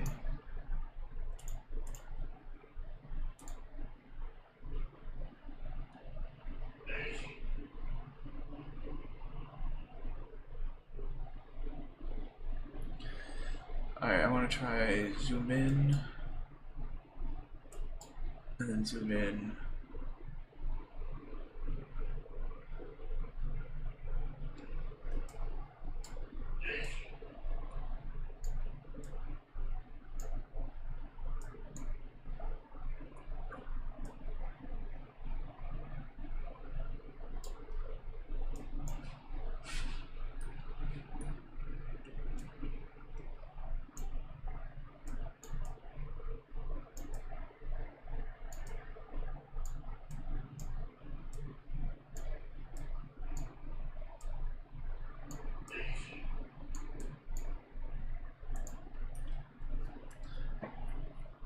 Dank.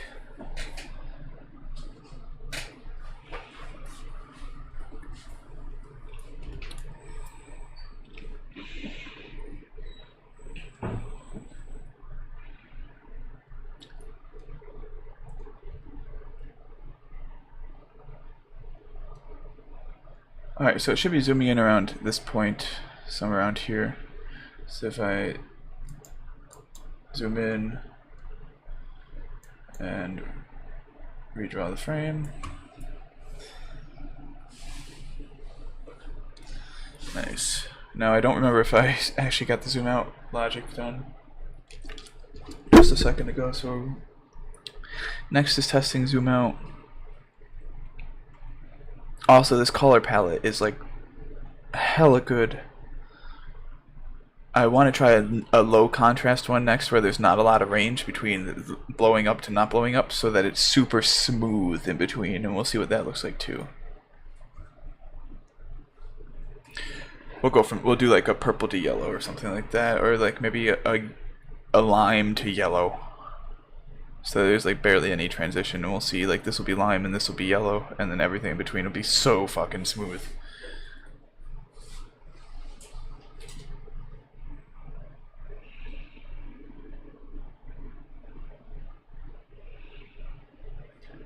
So what I think I'm gonna do is if I get this working like to my satisfaction. Yo, what up? All right, I'll be right out. Thank you. I think what's gonna happen is when I get this working to my satisfaction, I'll start actually working on getting it to my FPGA. And when it's on my FPGA, it's just gonna be 32-bit. But then from there, I'm gonna see if I can like exploit some like floating point units inside the digital signal processor, and just try to do it all floating point.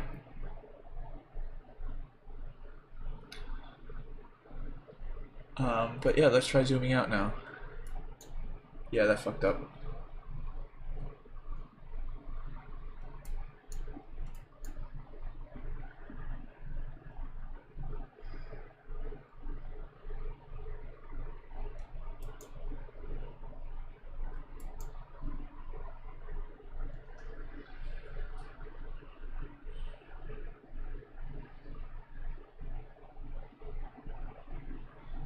Yeah, it zoomed out, brought me to the bottom of the brat.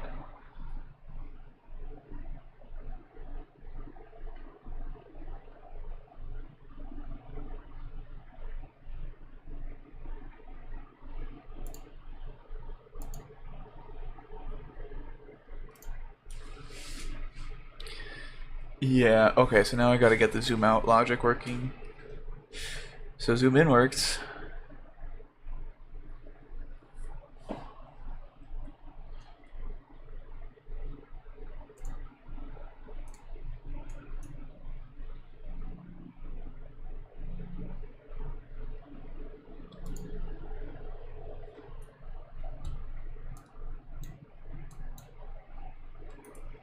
Black, white, and yellow.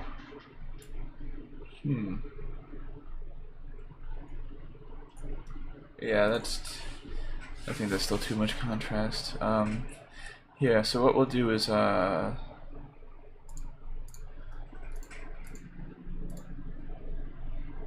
is Reddit?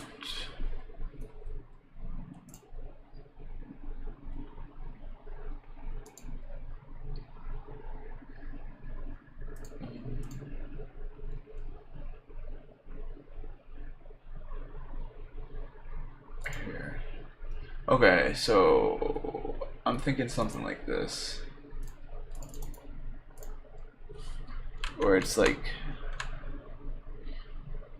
you see how smooth that is? So it's yellow green to yellow green. So YG YG. So I'll save file, open test display of 192 iterations. We'll go to this, go to RGB ROM. So I said it was it's yellow green to yellow green. So sorry, it's yellow, which is blue. What the fuck did I do? How did I generate yellow? What color is yellow? Fucking green, blue? Yeah, okay, so we go green, blue,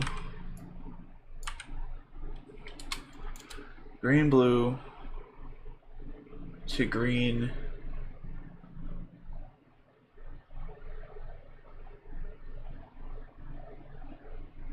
to red, blue? What is that?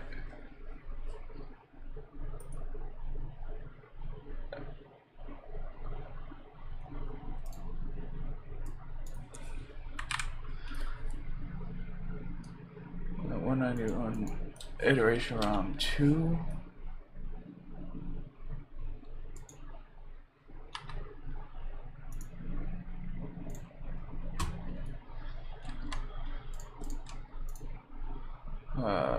Edit file, load ROM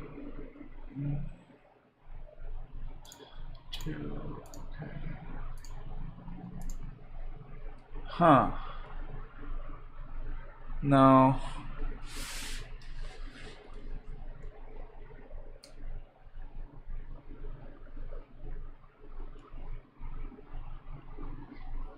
It's yellow and green. Or red and green. Red and green make yellow, right? Red, green?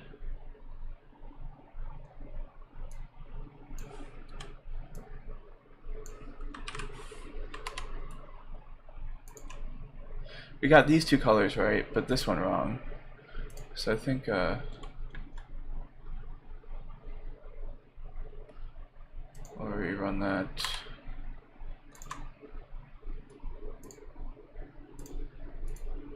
Edit, file load.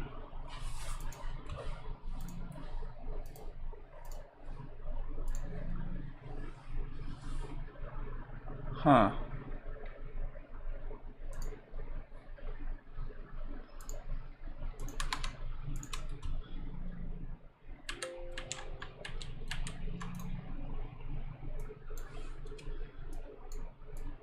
So maybe this is it.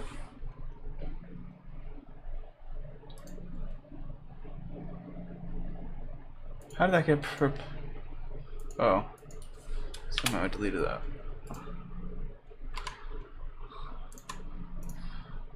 Edit, file load. Okay. Ah, there we go. That's still way too much green though.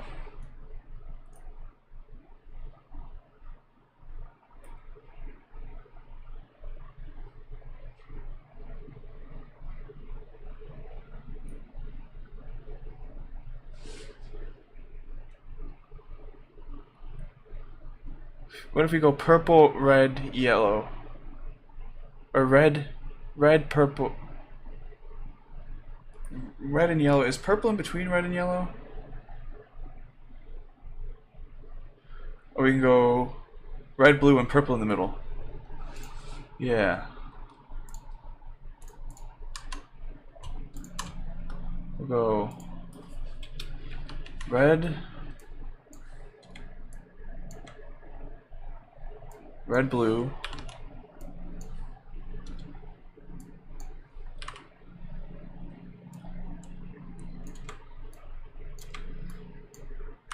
and then that.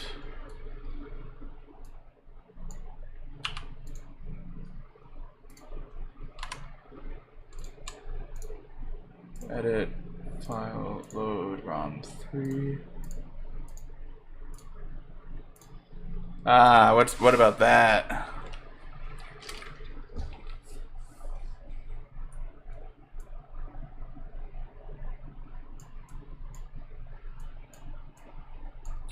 Chat, what do we think about that? It's not, I don't have full 28 or 24-bit RGB, whatever you're showing there. I have 555 RGB. So 31 of red, 31 of green, and 31 of blue. And what that code was doing is it's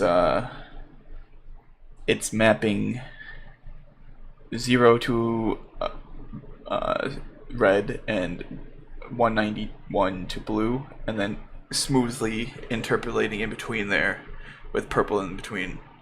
So I can kind of tell it the beginning, middle, and end points and have it smoothly interpolate between it.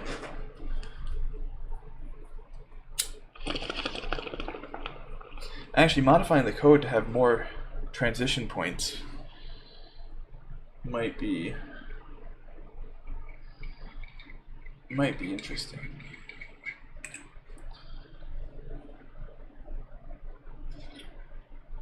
What do you mean divide 255 multiply?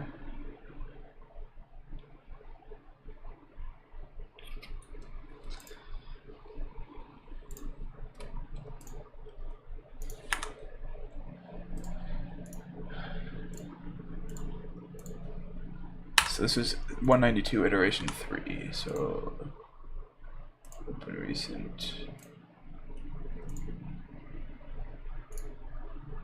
edit, file, load 192 ROM 3.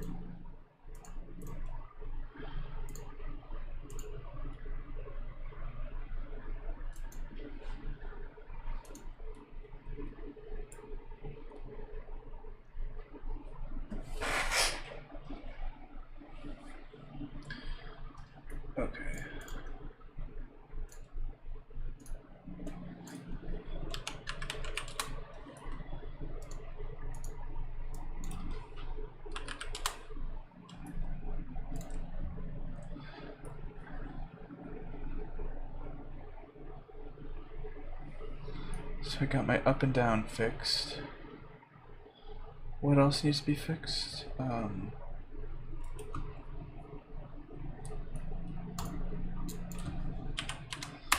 Make that 19 bits.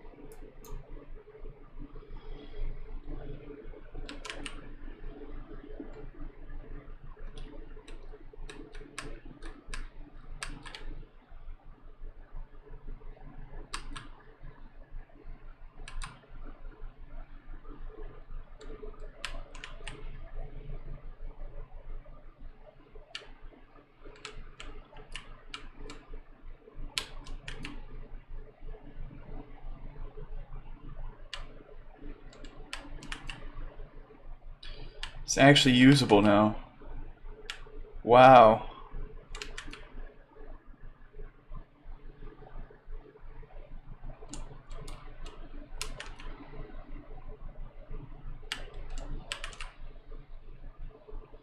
Alright, and now I'll zoom in.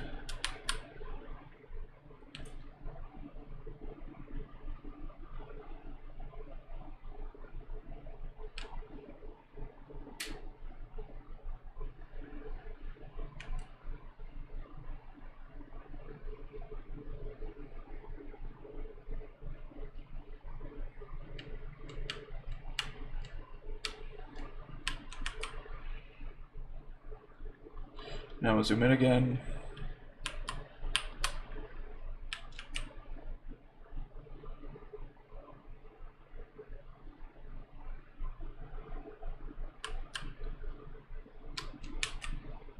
Zoomed in.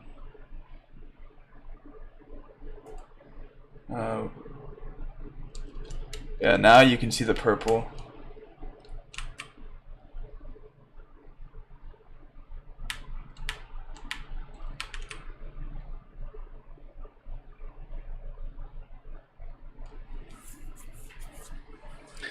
I love how I could generate mappings on the fly now.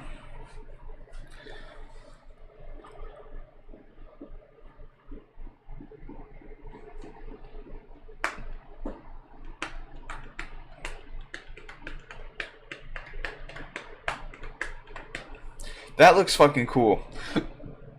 We'll zoom in. And we'll zoom in again.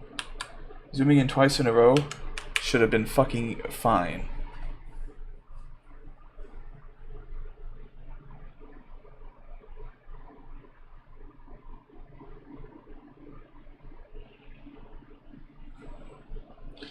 Let's move to the left.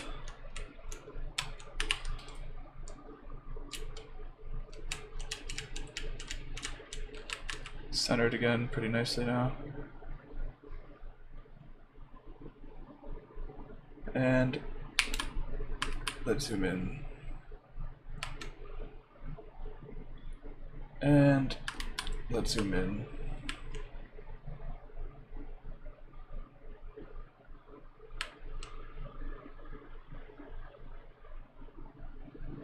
Oh boy, is it going? Oh, there it goes. And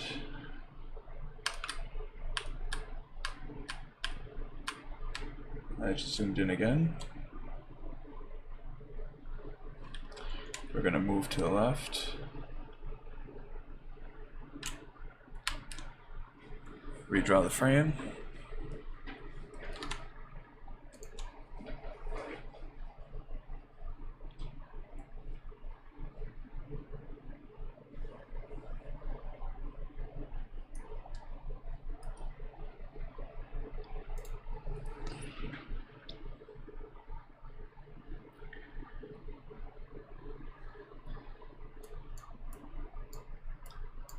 Just zoomed in twice.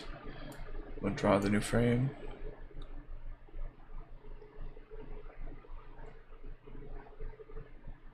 Nice. Yeah, so you can tell I'm zooming in right around this point here. Somewhere in here is where I'm zooming in.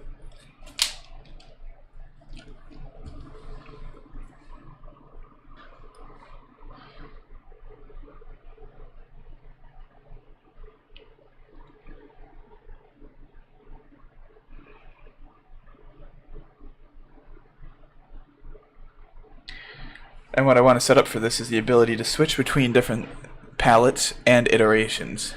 So I'll have it like 96 iterations, let's say like 96 iterations with 8 different ROMs. Then we'll do like 192 iterations with like 8 different ROMs, and 394 with 8 different ROMs. So we'll have, and so you'll put in your color choice. You'll put in 0 through 7 in binary for your color choice, and then it'll pick a color ROM. And then you'll put in 0 through 3 for your iteration choice, which is in 96, 192, 300, or 700, whatever they end up being. And then so you can adjust on the fly the color and the iteration count, which I think would be neat. Because right now we're limited by iteration, and you can see it's fuzzy here, and that's not because we ran out of precision, that's just because we aren't iterating high enough.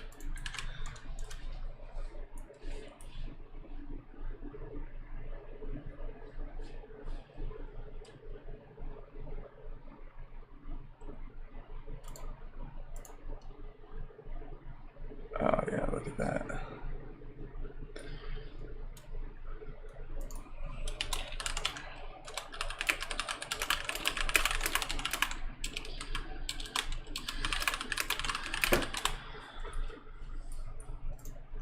Okay, so what do I want to add now? Oh yeah, so I need to check zoom out. Zoom out still broken, yeah.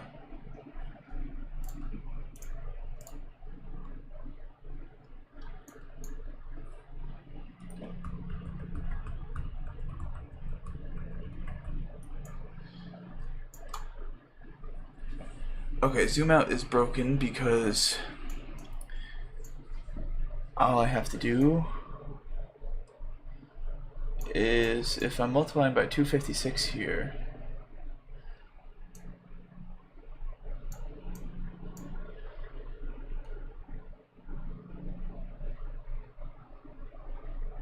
I should just be able to take this result and left shift it.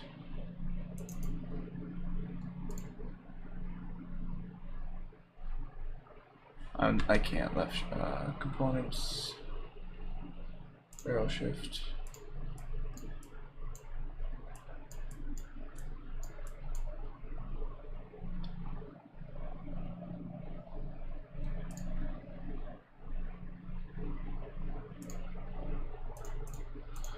Should I tell it it's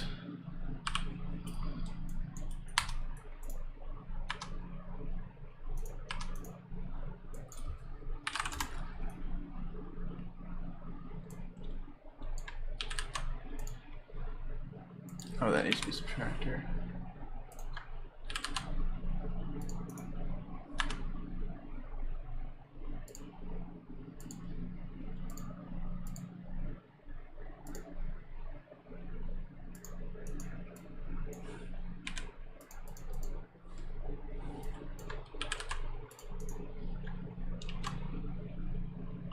Huh, I wonder if that'll work.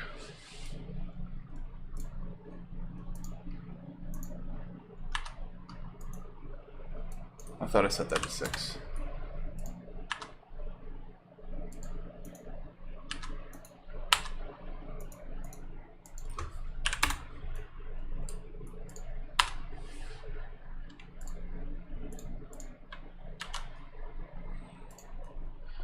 Alright, now if we run this,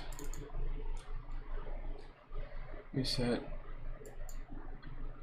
zoom in, Oh fuck.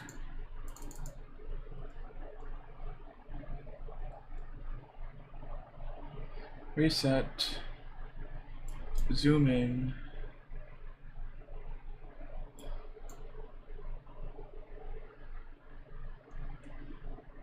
Reset.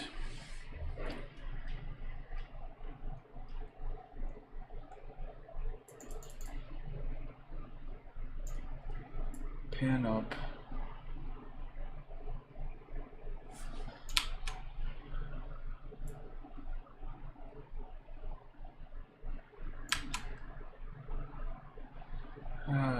And then zoom in again.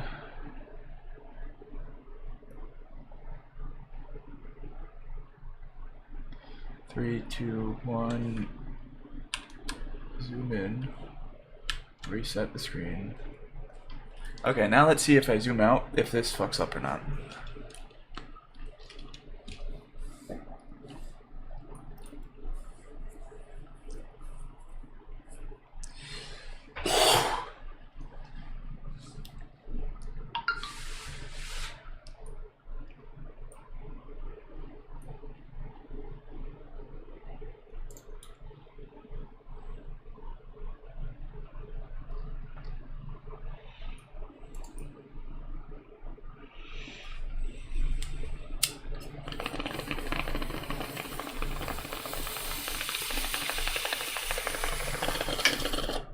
The more blue that you see, the longer the render time. The darkest blue means it's taking all 192 iterations to blow up, whereas the reddest red means it's blowing up instantaneously. If it blows up instantaneously, it can move on to the next pixel quicker.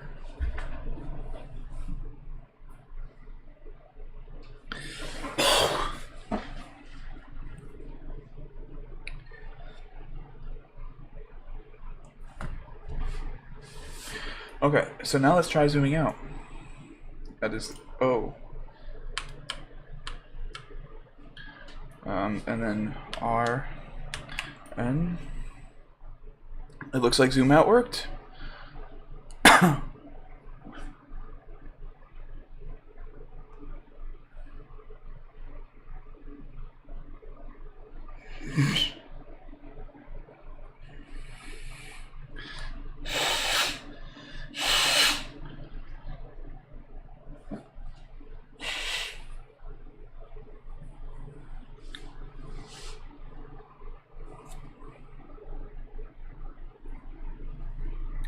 So if I zoom out again,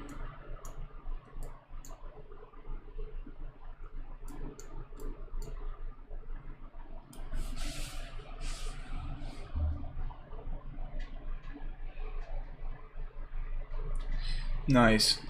And then what's going to be nice is when I change it so that you can lower the iteration count to 96, and it takes a third of the time to render the frame. You then can render the frame faster at lower iteration count, get to where you want to be, and then bump the iteration count, and change the palettes around and see what it looks like as you change the palettes around. That's the next step.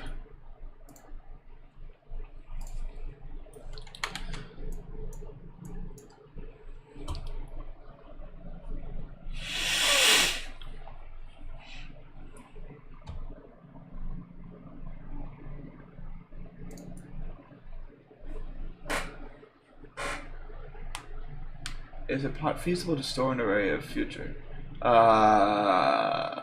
Basically the RAM, that you would need one RAM. No. It's not really that feasible. It's a good idea, but no.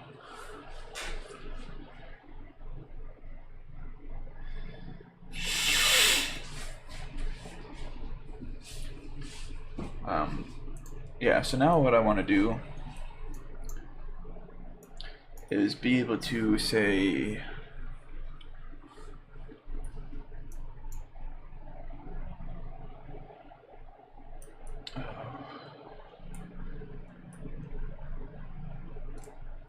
Control-C, Control-V, rotate 90, okay.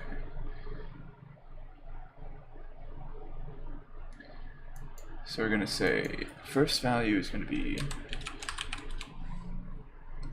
32 times 3 is 96. 96.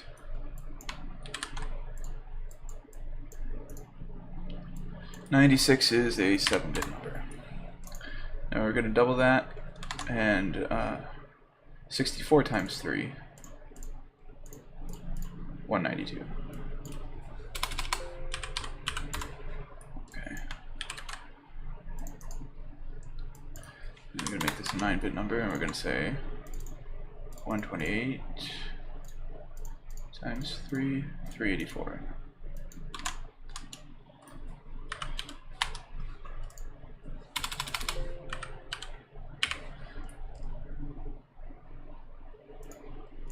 And we're going to make this a 10-bit number.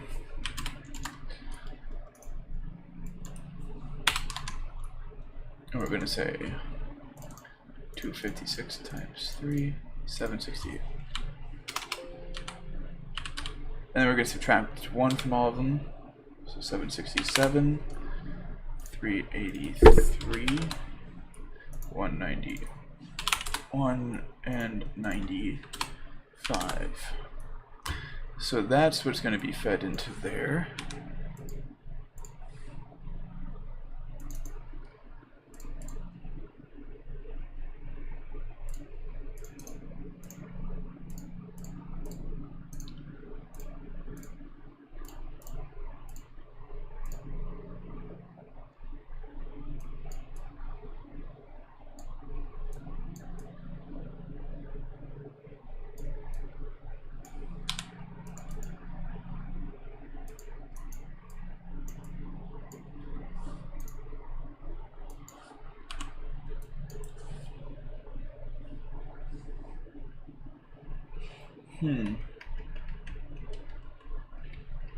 I guess they all need to be 10-bit.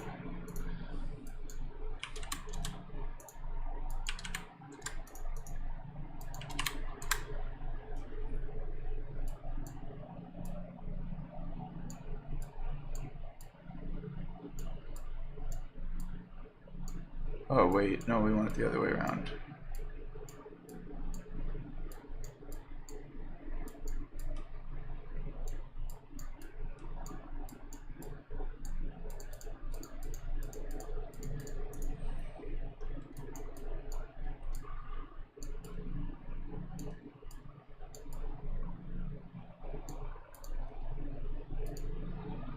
Okay, so now we have a way of selecting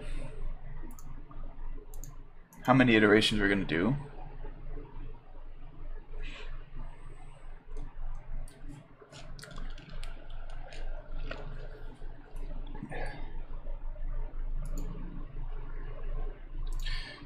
Input iterations data bits 2.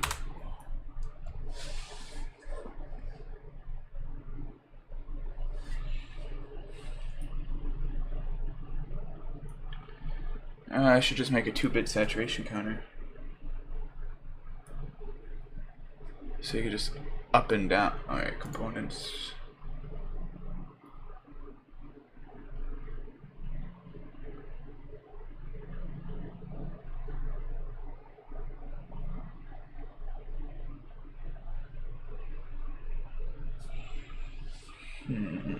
What do I want to do here?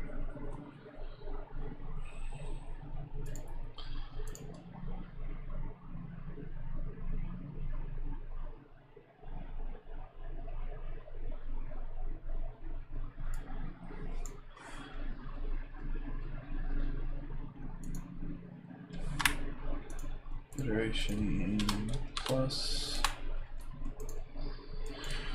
1 bit.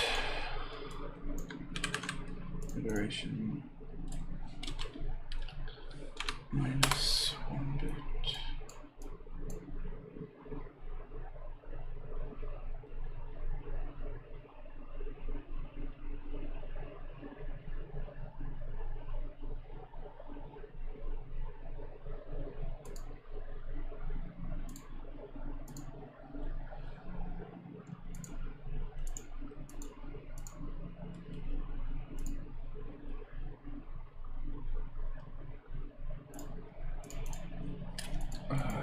OR gate, and I want the first input inverted.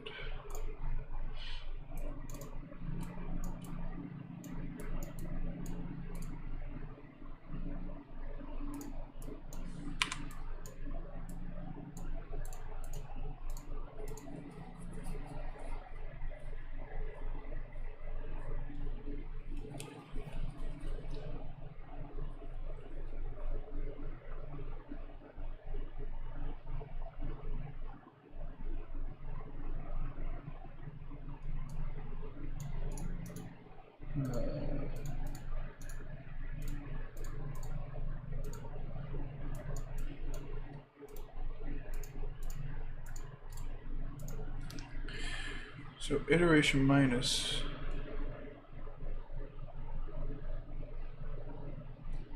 Huh. Yeah, maybe I should just use a pointer and a shift register.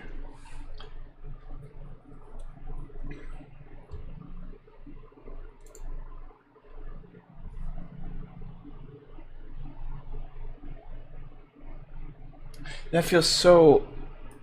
Yeah, I'm not doing that. Components, IO, input, iterations, 2 bits, boom, fuck it. Who needs friendly UI? Brady, this is called Digital. I can link it in the chat, give me a second.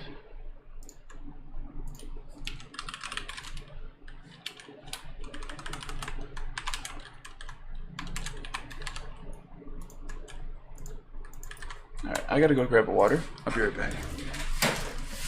And I'm probably gonna use the bathroom. So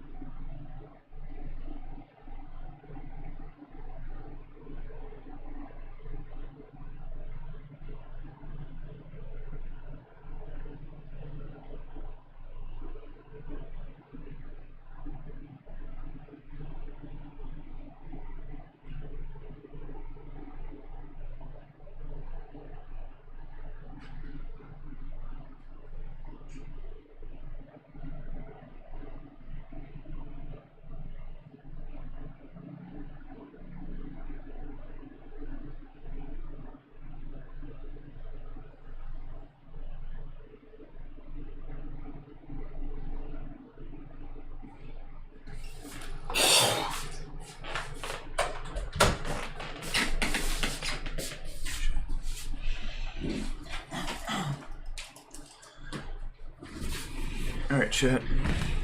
I am back.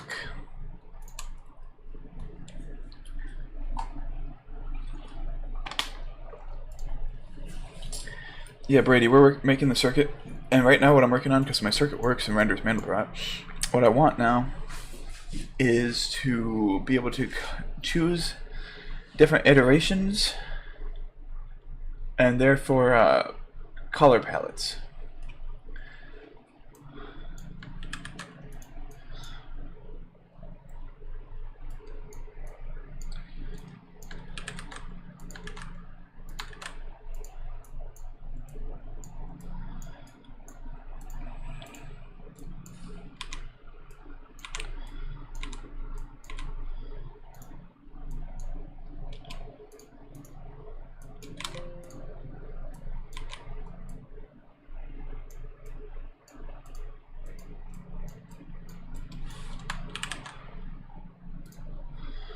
Okay, so what I want to be able to do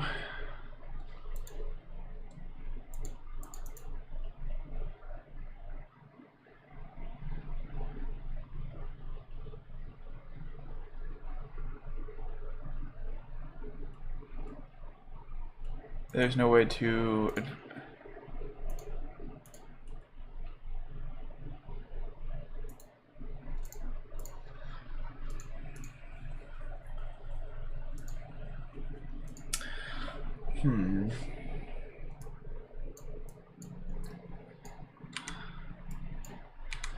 I need an enable on it, so components, plexers, multiplexers.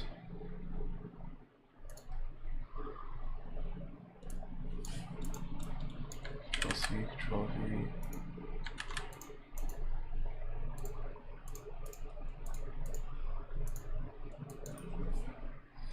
16 bits. ROM is 16 bits with, it needs 10 address bits.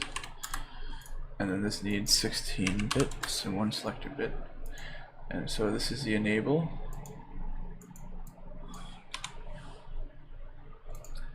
And that's the address. Okay.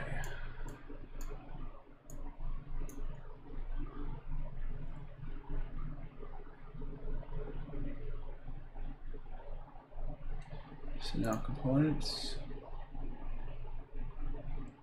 plexers, decoders, 2 selector bits, rotate 90 degrees. Nope, rotate 270.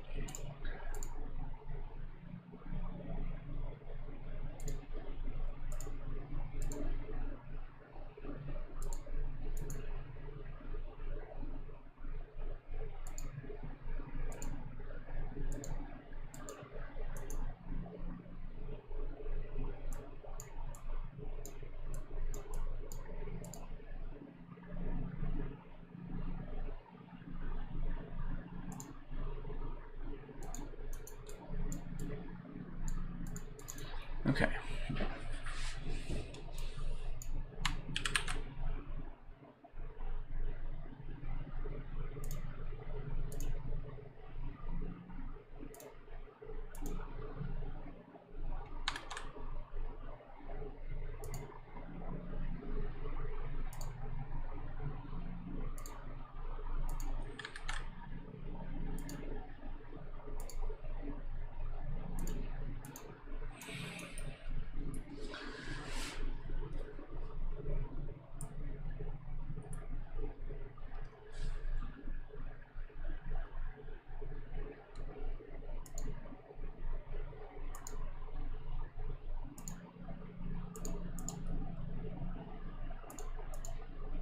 Okay, so all the addresses need to be connected together on one big ass bus like that.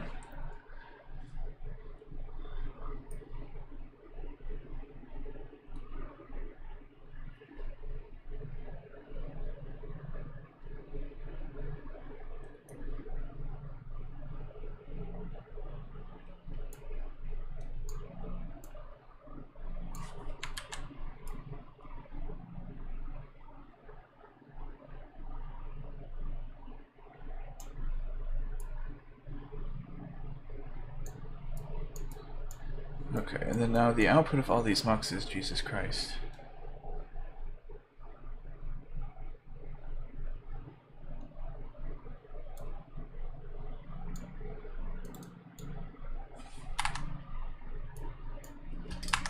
Oh, geez.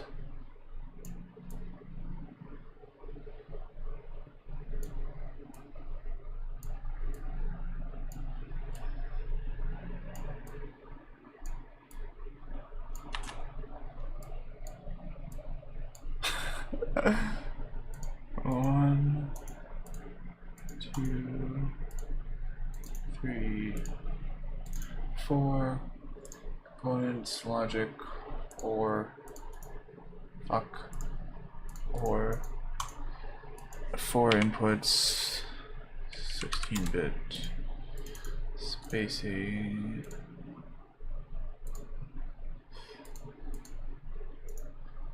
I can't set the spacing. Okay.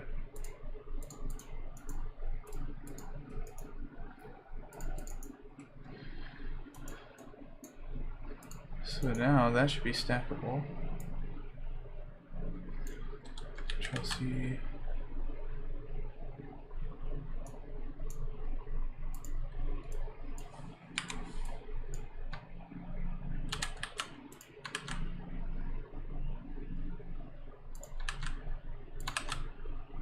There we go.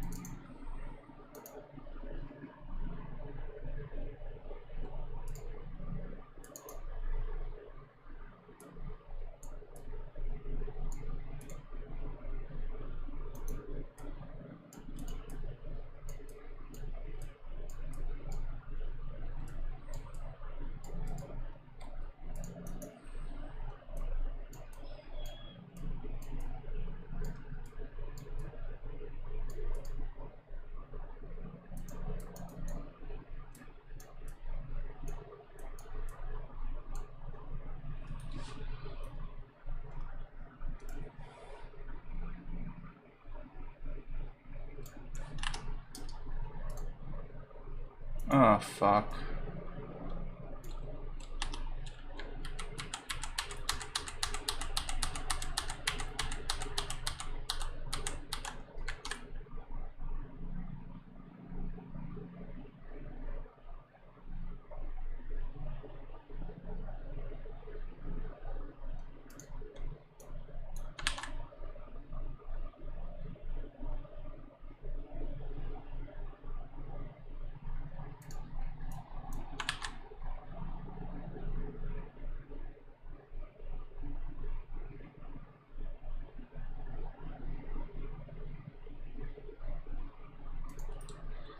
There, that should work. I should probably do that first. Yeah, okay.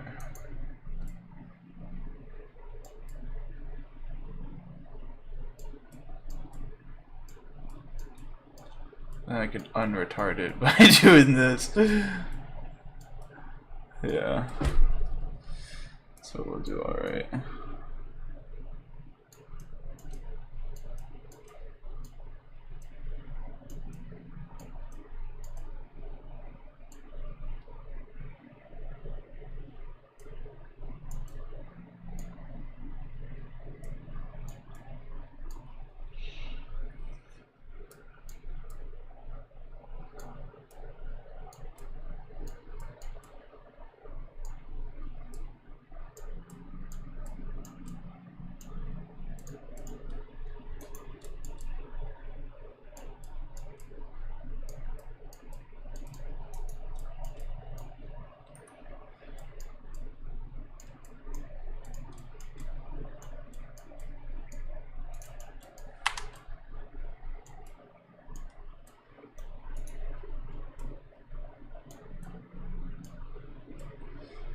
Alright, now we're getting somewhere.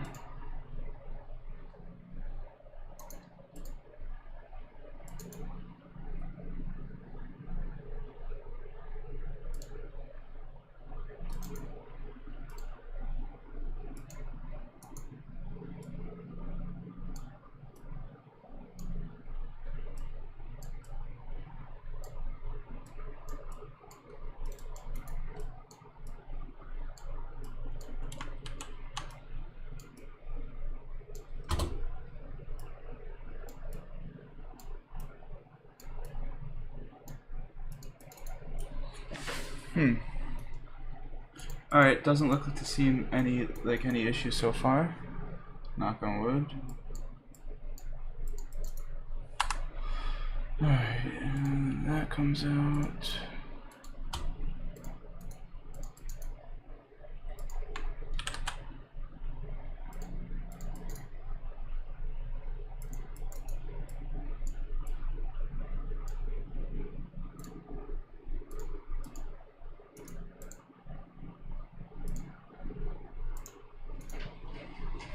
Alright.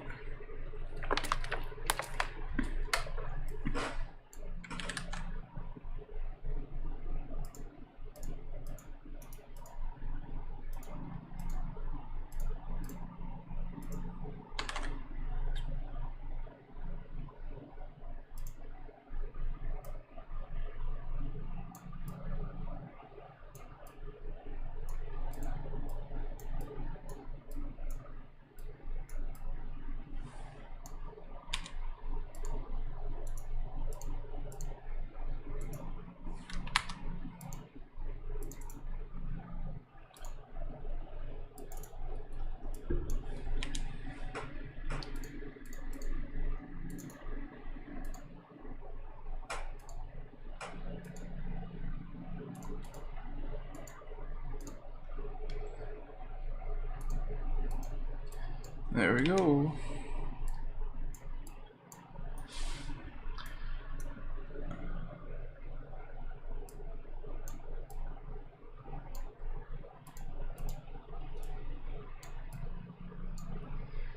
Okay.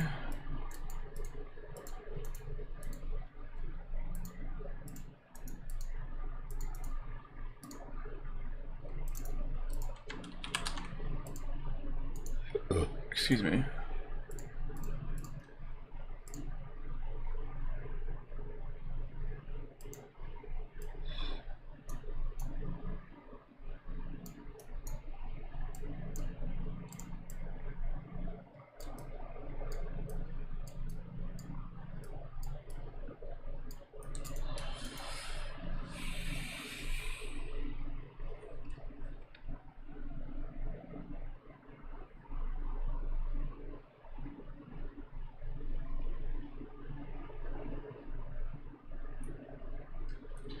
Huh, let me think about what I just did.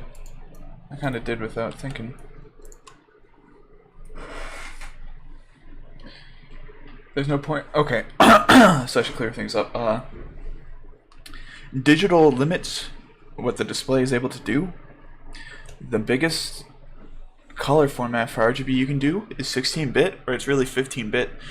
The most significant bit needs to be a 1 to tell it to be in this format, and then from there it uses 555 color format.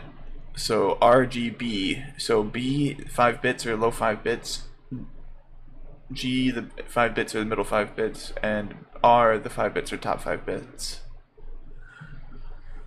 So all I need is a 16-bit data in my ROM.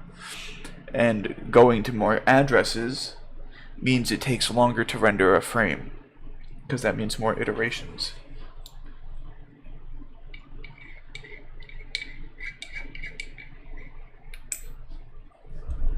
Does that make some sense, Michael?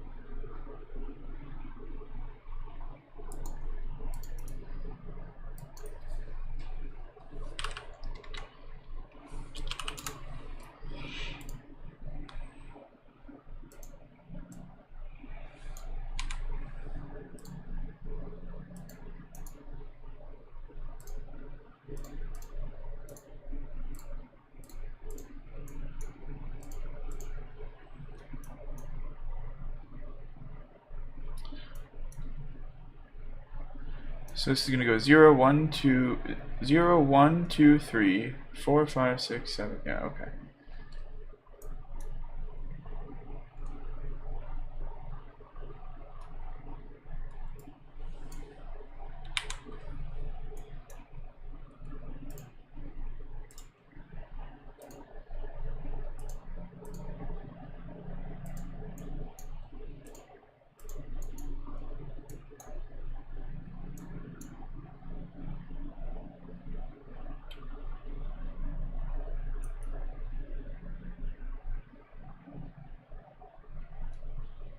So that's my color select.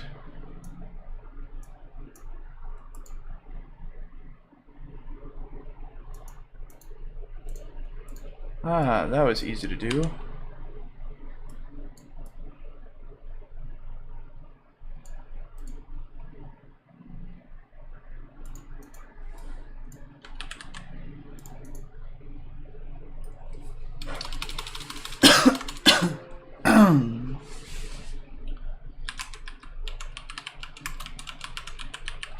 So for now, you're gonna have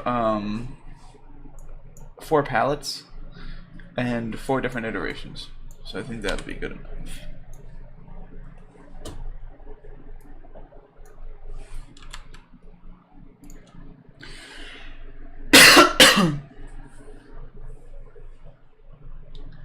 They're 16-bit. They're ROM chips, so not RAM. Just add 4 address bits, and you have the same result. That doesn't make any sense.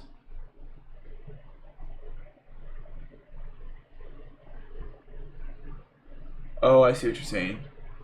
Put all these tiny ROMs in a bigger, because then I would need my my ROM generation tool to encode them like that. Where currently my ROM generation tool, I'm able to tell it how many bits, how many addresses I want, and like how to encode it. So I could do that per one. Where then I would need to make a new one for that. Yeah, no.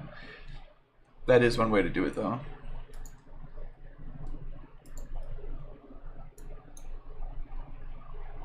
You are correct about that. I wish to select right here.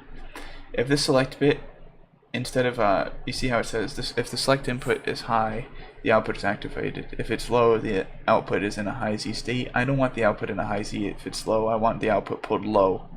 I don't want it in a high impedance state. I just pull the output low. Like high impedance state and pull the output low would be nice, but it doesn't, so I have to use a mux.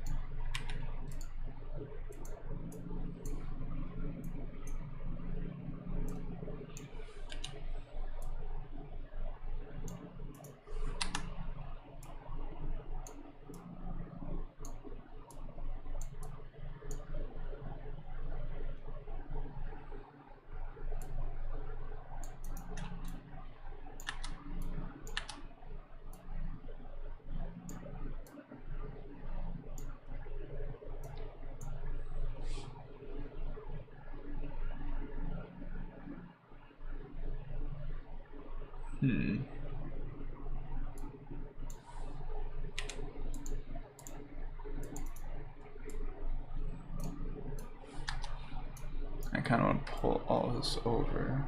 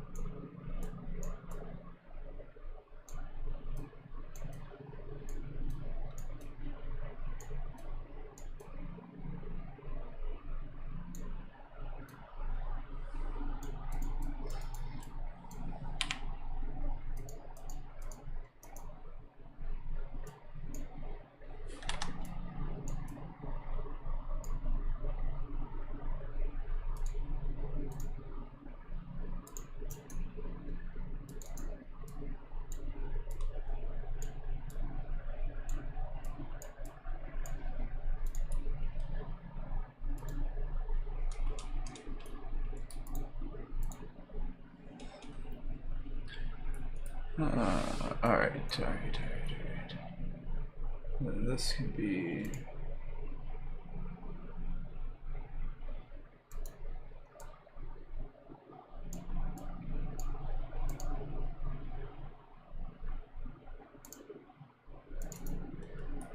There we go.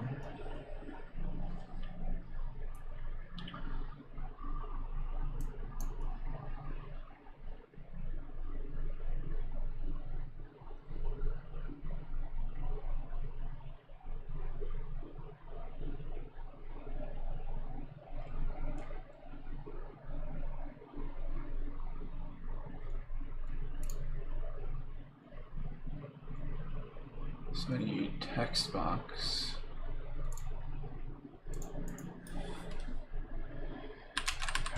Palette.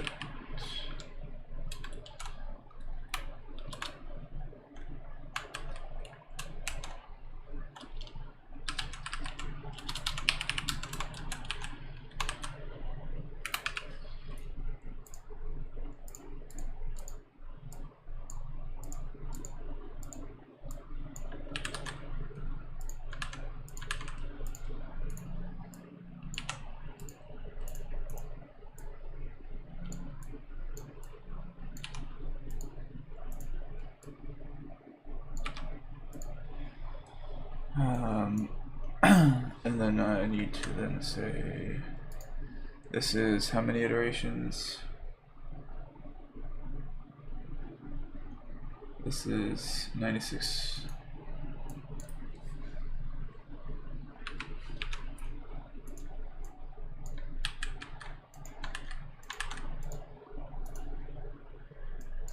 $192, $384. 384 is 192 times 2, right? How? Yes, okay.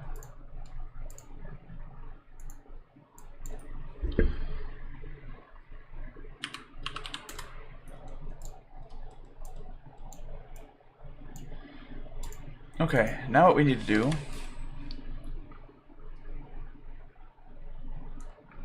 is go to my Mandelbrot script.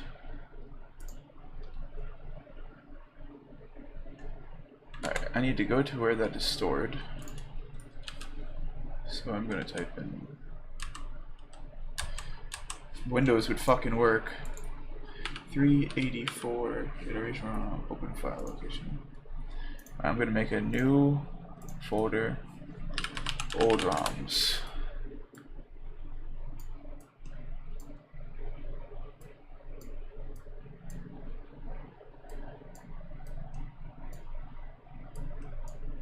I'm gonna move everything into the old ROMs. Okay. Cool. So now we're going to start at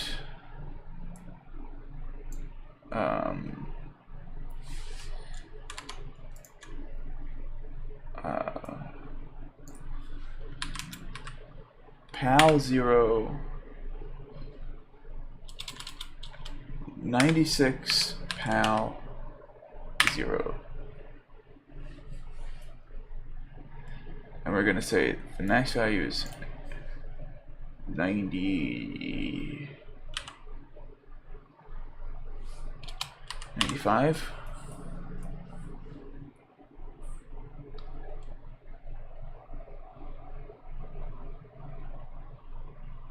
It's going to be palette 0, and palette 0 is just going to be RGB 31.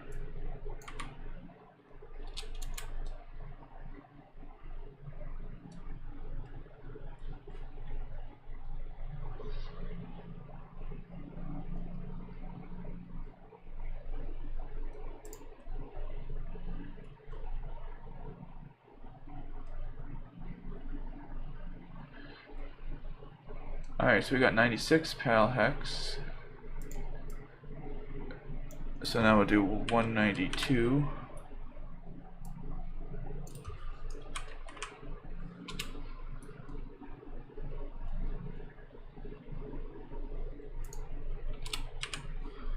Just made a mistake.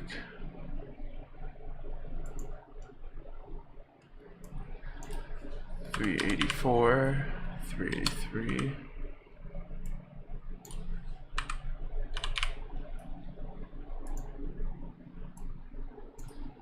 767.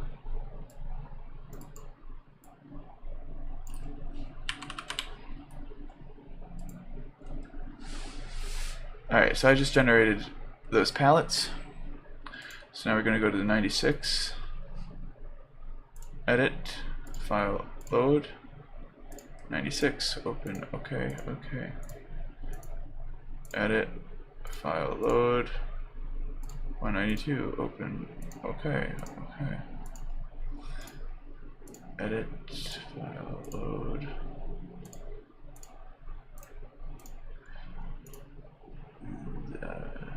edit,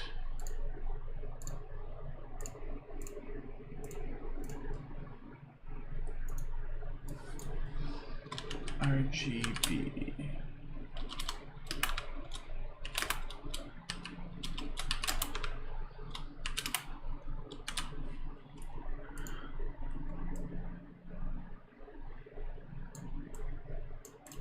So this one is red to green to blue. So now hopefully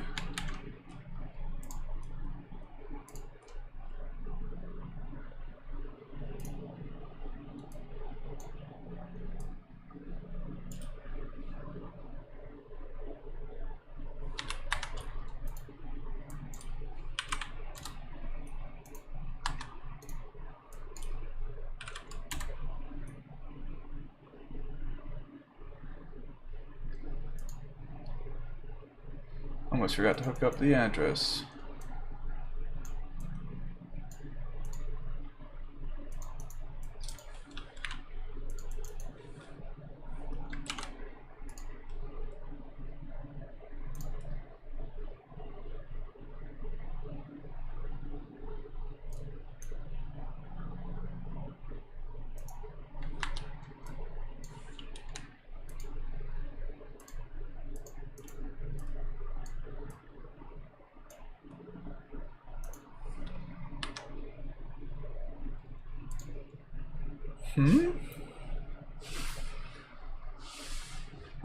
The state of the wire is undefined. Should be...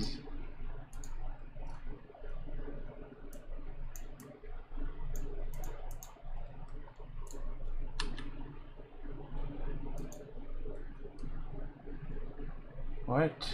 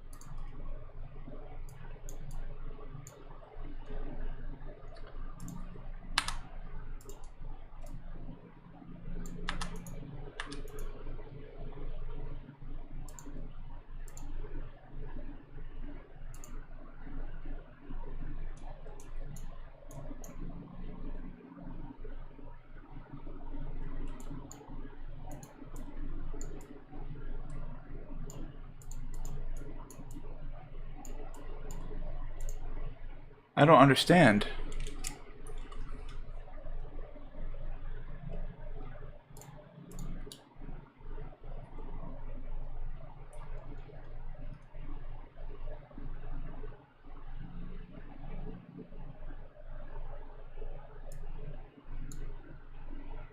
Jackson, yeah, you just basically shift. Yeah, you're offsetting.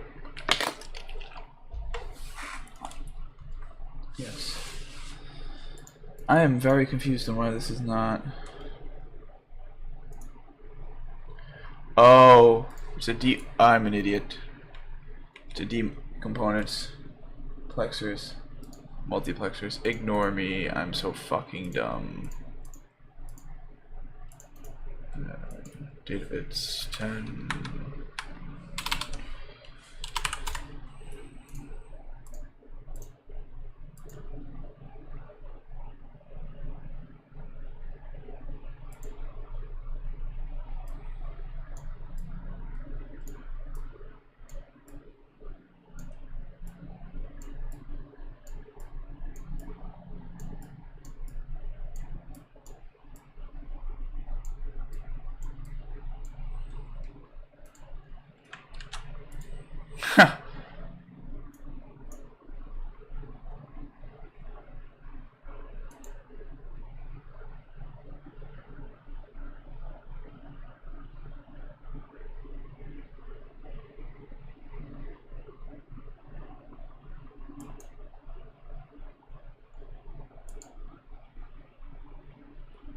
To be honest, I'm really not sure.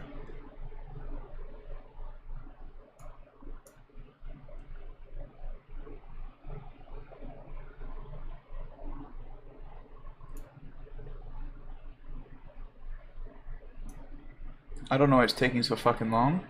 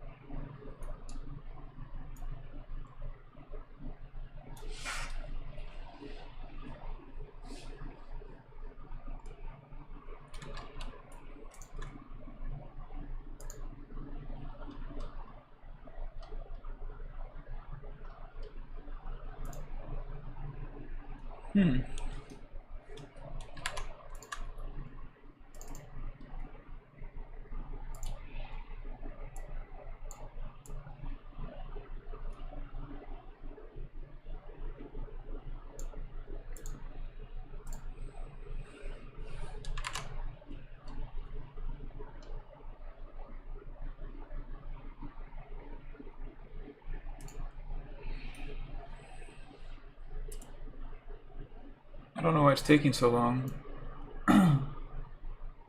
Is it because I have all these ROMs?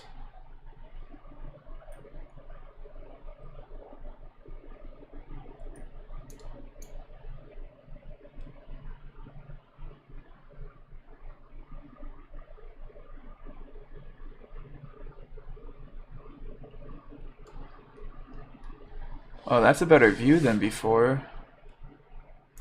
But I don't really understand.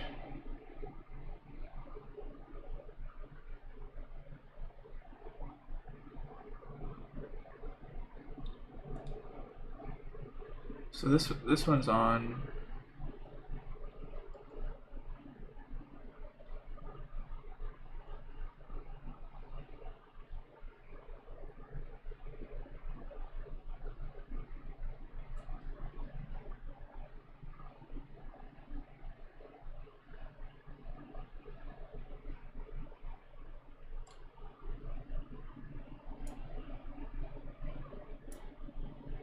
Huh. I'm confused as fuck on why that looks so good.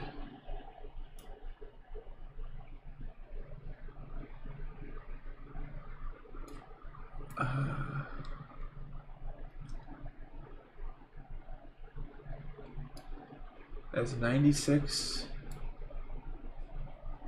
iterations. Let's zoom out, make it smaller. So it's quicker to render.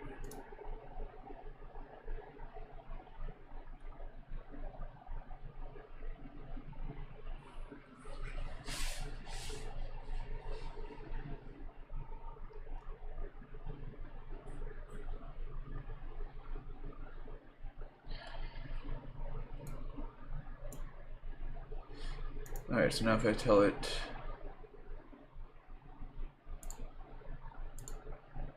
max iterations,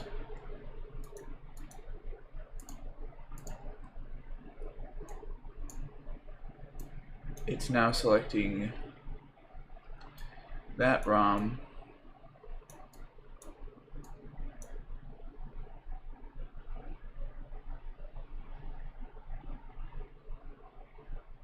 Huh.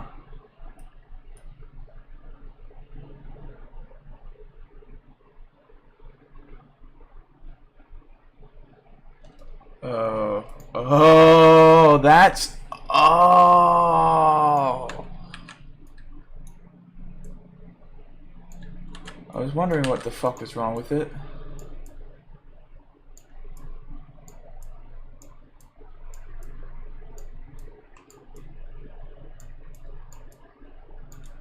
There is better ways to do that, yes.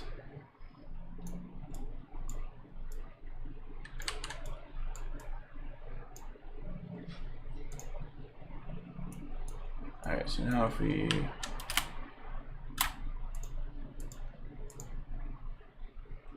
There we go, now we have red, green, blue. I was wondering why it was going only to white. And that's because it was hitting parts in the ROM that didn't exist. The ROM was just encoded with zeros.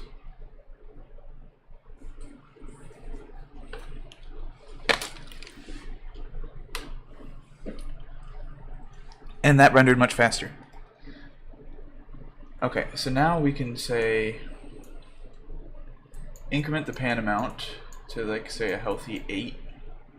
Then we'll generate a new frame and we'll pan left. And you can see as I'm panning left, as it generates a new frame, you can see it smearing to the, like, the Mandelbrot's moving to the right because I'm moving the window to the left.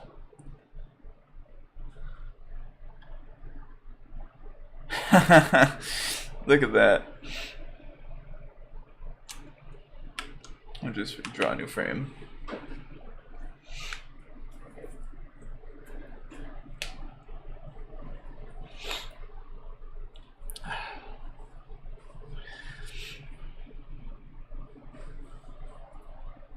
Alright, yeah, I still want to move to the right though. Oh, sorry, to the left, yeah, that's what I want. Oof, whoops. Whoops, I pressed the zoom in button and not the, whoops. I need to press L to increment the pan amount. And pan left.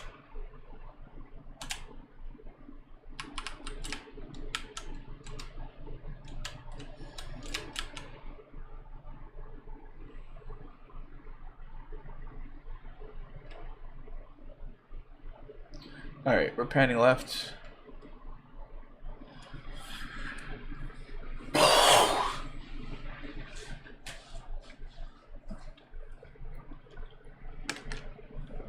Okay, I was trying to get this little brat right here in the center.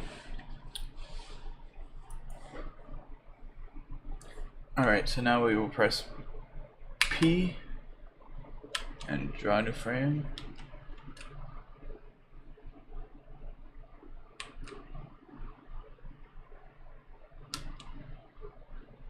Alright, whoops. Alright, we will press P. There we go.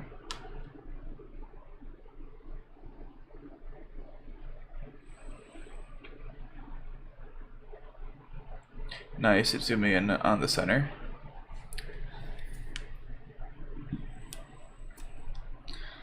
And keep in mind, this is at the lowest iteration count. So what I'm going to do is we're going to get in on that little brat there and we're going to blow it up at the smallest iteration count.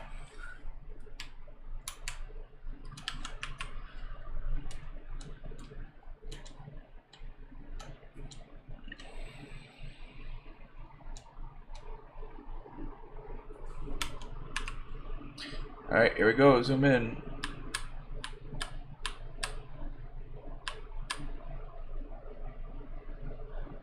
Oops. There we go.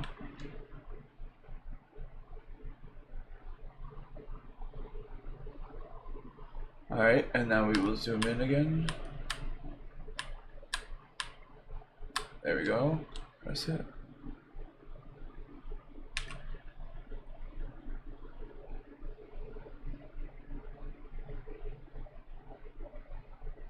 Look at that. Alright, we'll zoom in again. Draw a new frame.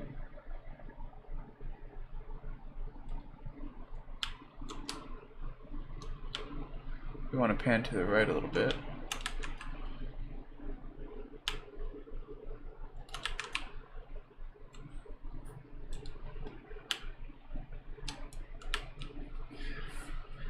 Alright, we recentered it.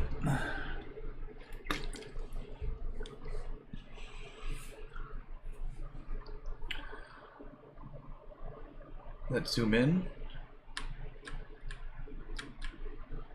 There we go. Draw a new frame.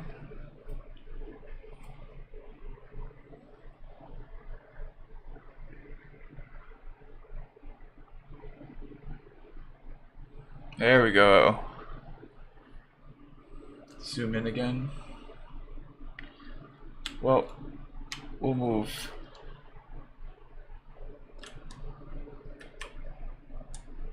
Oops, we're going the wrong way. I want to move it to the right. I want to move my screen to the right. There we go.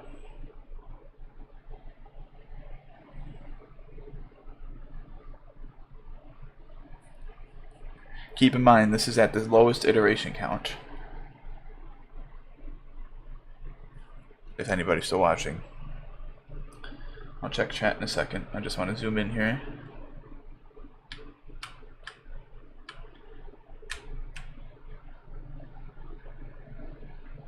I want to zoom in, and now you can start seeing it's fuzzy because we're at the lowest iteration count.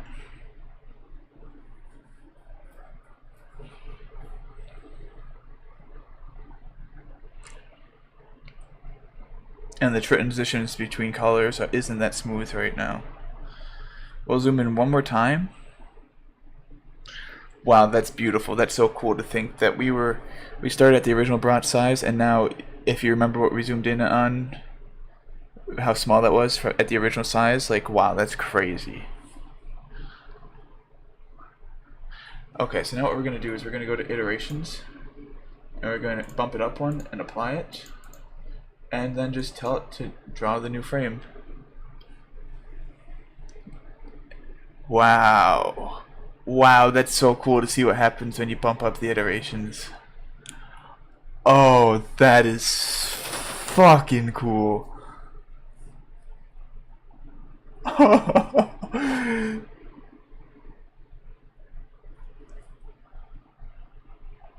Oh, you can see it's like going from like 480p to like 10 to like 1080p as it goes through, like just clearing up all the fuzziness and in like right here.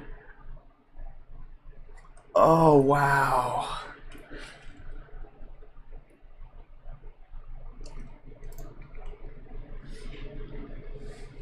That it was no, it's 96 iterations. 95 is 96 minus 1. So that's 0 through 95. Real question is, can I do it again? Alright, so now we're going to zoom in again. Let's try to zoom in on this brat right here. How much zoom do I have left? Oh boy, we have 80. We're at 80. We can go to 40, 20, 10, 8, 4, 2, 1. That is 7 more shifts, 7 more zooms that we can do. So let's draw the new frame and pan left.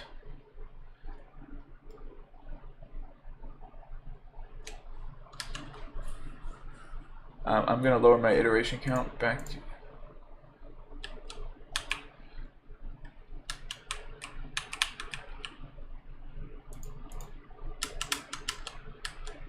Alright, there we go.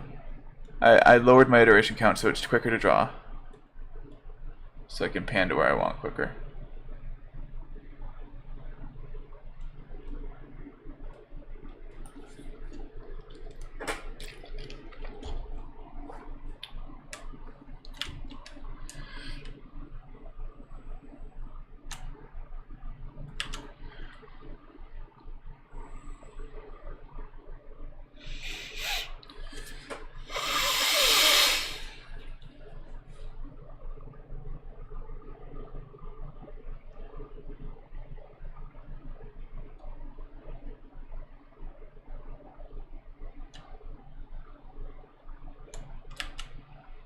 Okay. So I'll render out this frame and then we'll zoom in. And we'll be zooming in on the little brat at the end of the tiny brat of the end of the big brat.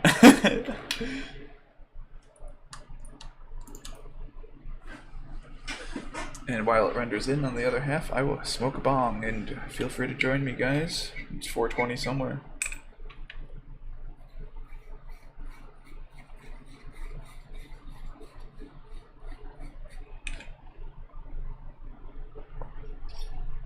Oh wow, look at that. That's fucking fantastic. Alright, so what we'll do now, we'll zoom in, draw the new frame.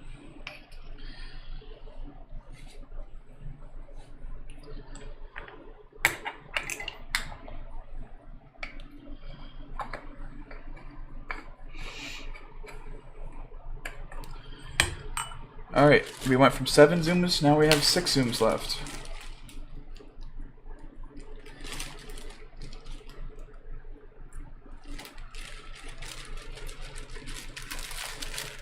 It looks so shitty at this iteration count. You can really see how blurry it is.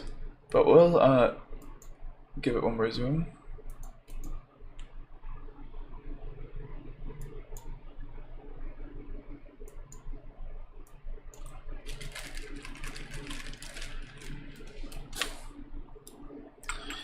When this is on my FPGA running at 60 Hertz, I'm going to be so happy. At that point, it warrants a hack-a-day write-up.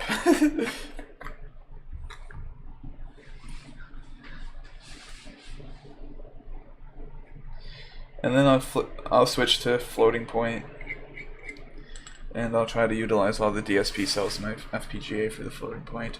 All right, how many? I think we have 5 zooms left. We're at 10 here. 20. Oh yeah, 20. So that's 5 zooms left. All right, so now we will zoom in again.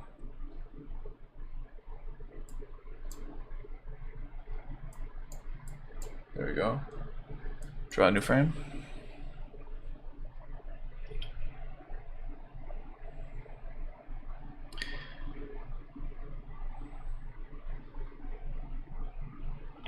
And I want to pan it to the right a little bit. Move that back into the center. Refresh.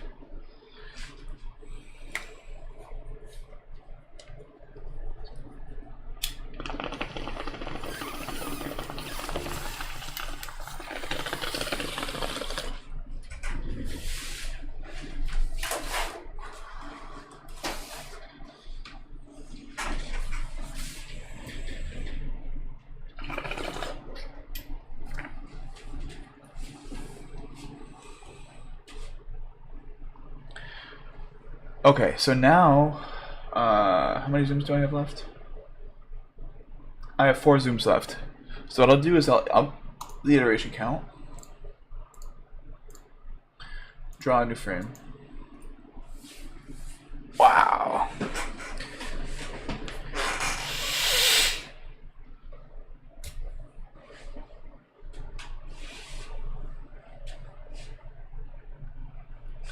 That's nuts.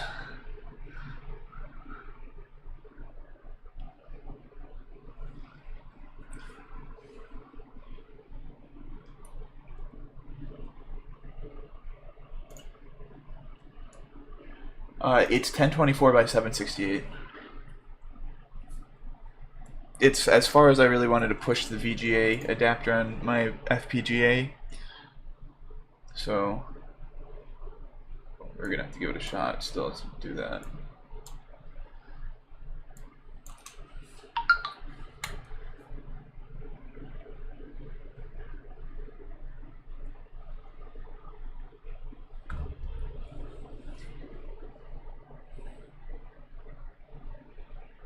Oh, that's looking cool, but now you can see how fuzzy it's looking even on this amount of resolution iterations.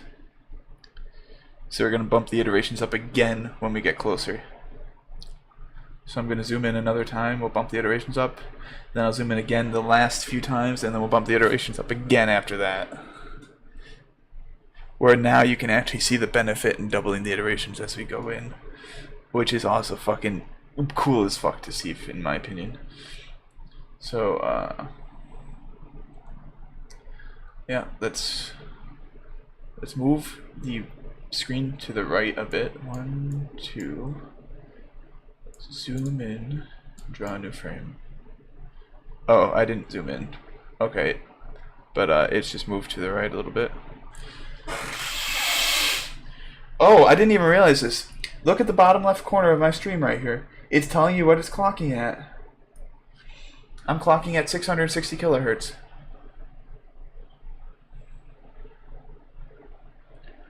That's fucking nuts.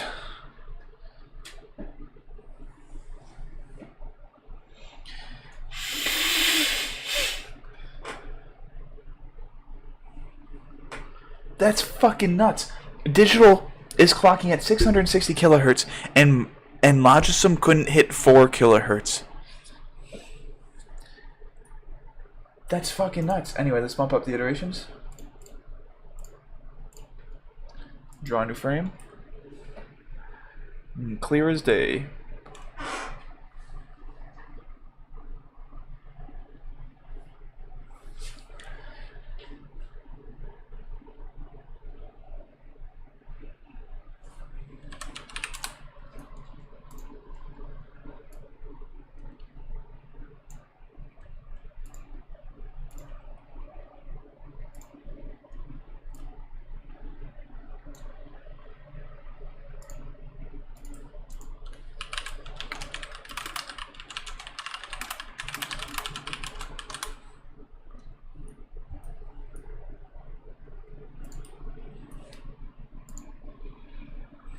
I'm so happy with that. Alright, now let's zoom in again. We have 3 zooms left. 1, 2. We just zoomed in twice. Let's draw a new frame. Oh, you can immediately see already after zooming in twice, we already need to bump the iterations up.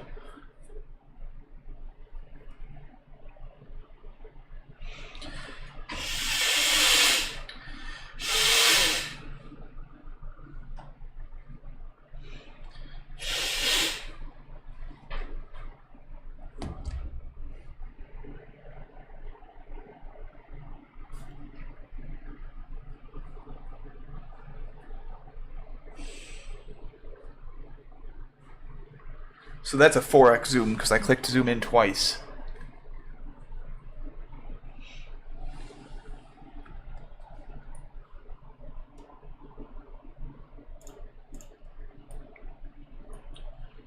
It's going to be running at 200 megahertz.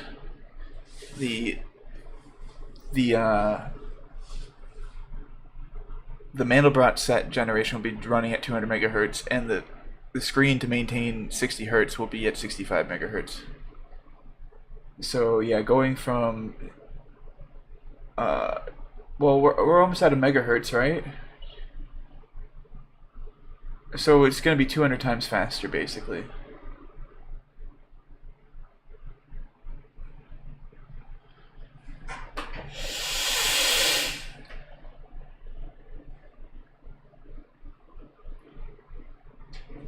So let's say it takes about 30 seconds to draw a frame.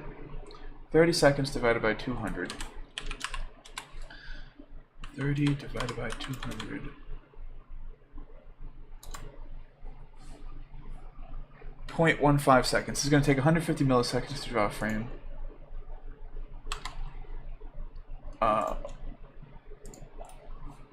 1 over 0.15. It's not 60. What?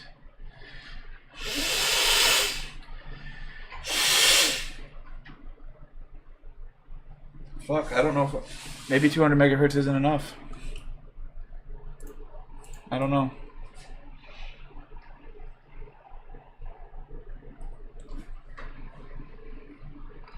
Also, now you can see the limitation of my fixed point.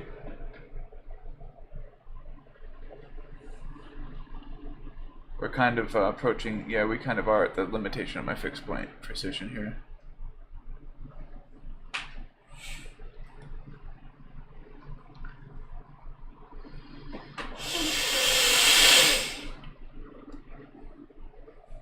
Jesus. Okay. So, what do I have left for scaling? Yeah, it makes sense. I can only zoom in once more. So we will bump the iterations up as much as we can. And redraw the frame. Oh man. It's useful still, bumping up the iterations, but it's still fuzzy because I'm at my max.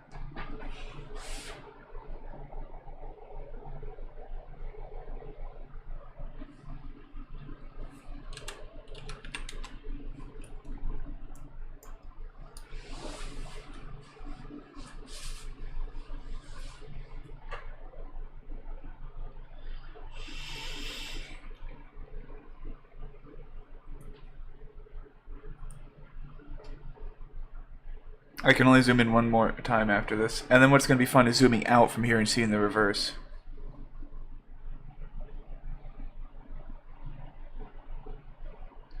And then when I do floating point and I do my zooms, it's not, I don't just have to double and half. I can do continuous zoom on floating point when I get to that.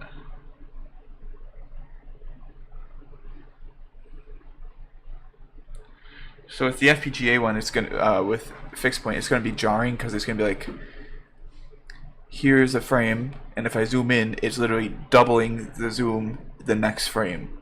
So it's not gonna be a smooth over several frames zooming to it. So that's one thing to keep in mind.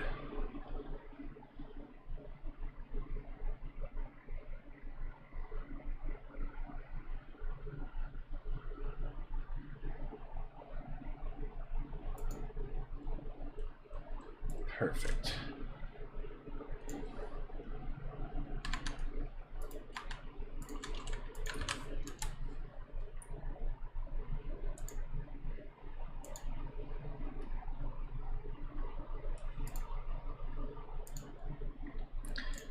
It's quite nuts.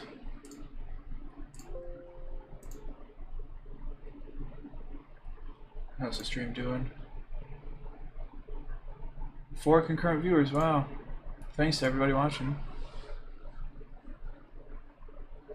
Yeah, you should look what happened here.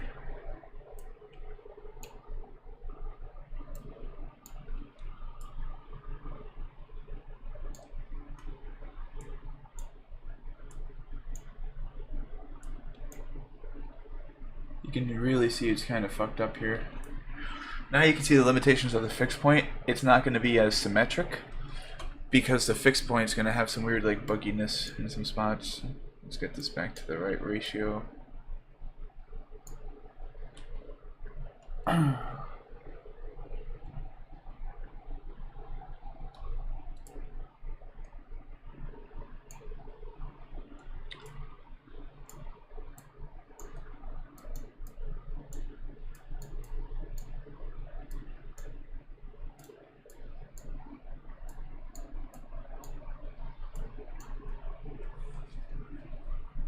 And you can see it rendering in, slowly deciding the color of each pixel.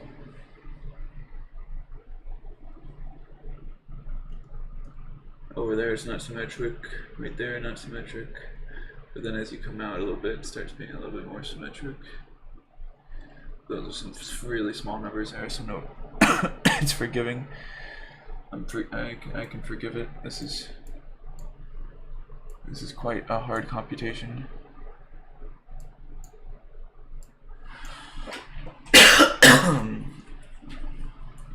It looks like it's done.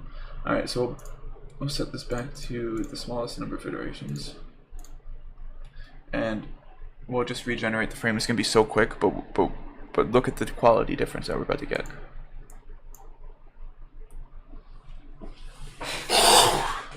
Excuse me, sorry.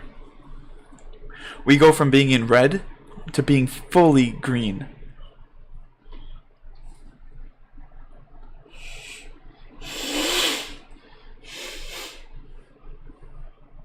Isn't that wicked? And we have one more zoom, so let's do the zoom.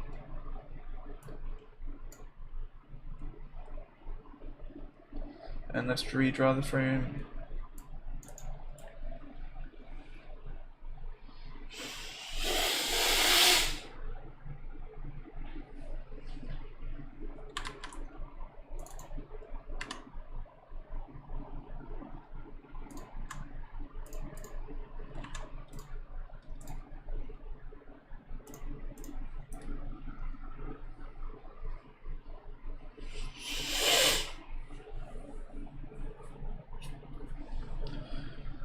Like, at the least amount of iterations in this is still taking this long.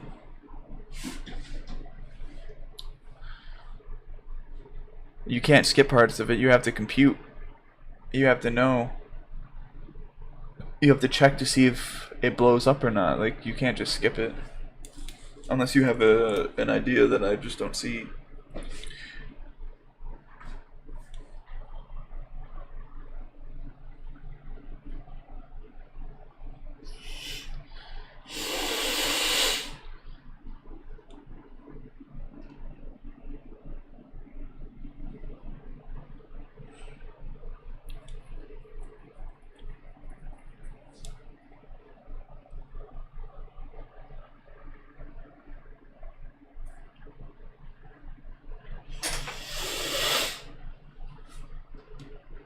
You can't search for the part where it starts changing. That the way the color is changing is based on the amount of iterations it takes to blows up.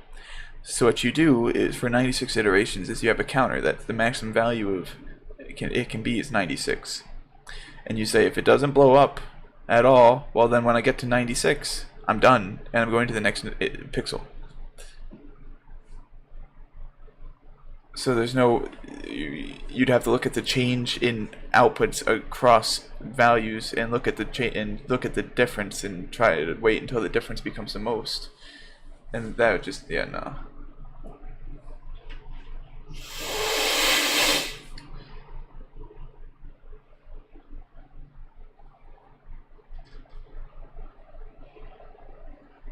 Okay, so that zoomed in. I'm gonna pan us up.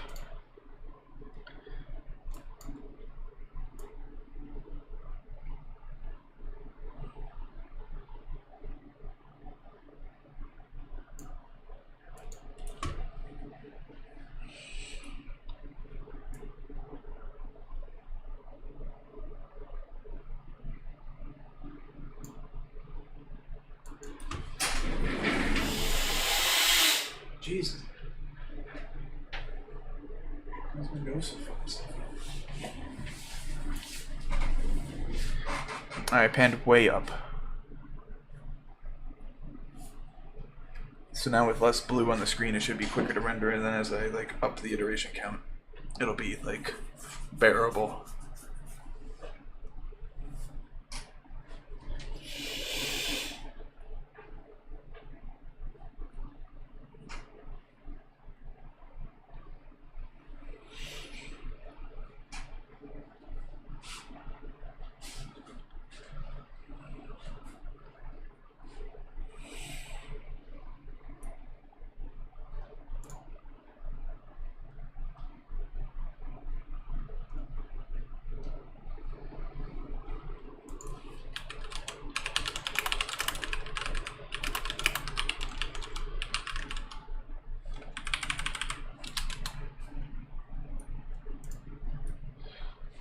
Alright, this is almost done rendering.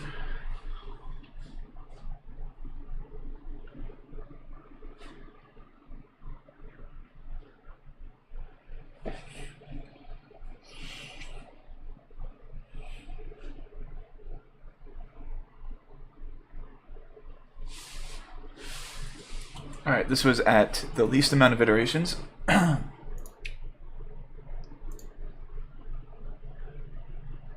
So now I'll go to the next amount. And here we go.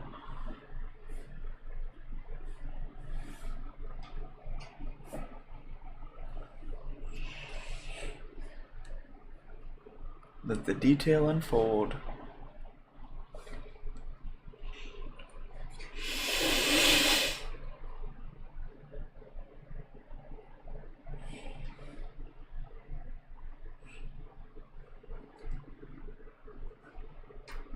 Look at that. Look at that resolution that we're getting out of that already. Well, not resolution, but, well, detail.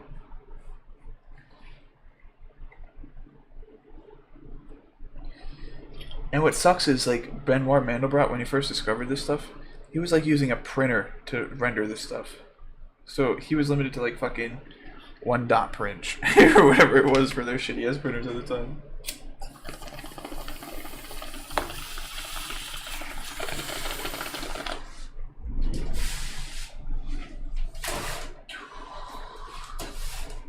Not only that, they were limited by computing hardware, so he couldn't zoom and shit. Like, he could just print out like the standard set and see what it looked like.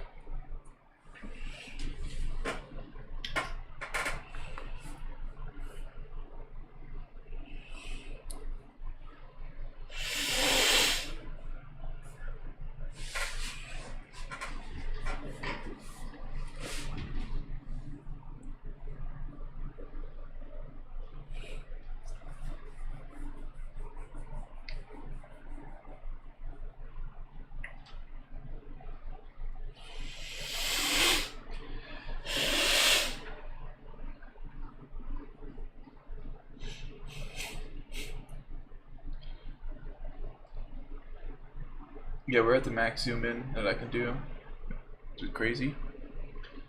But you can see that when we're iterating at the smallest value already. So like here, now we'll go to that and apply. Okay. Draw a new frame, and look at these values here. Oh, I guess they're changing too fast. Oh, we're looking at these ones here. Whoops. You see how the least significant bit is already changing? I've run out of precision. If there were still bits behind here and we were only changing this position while there was other bits here, I would still have precision left.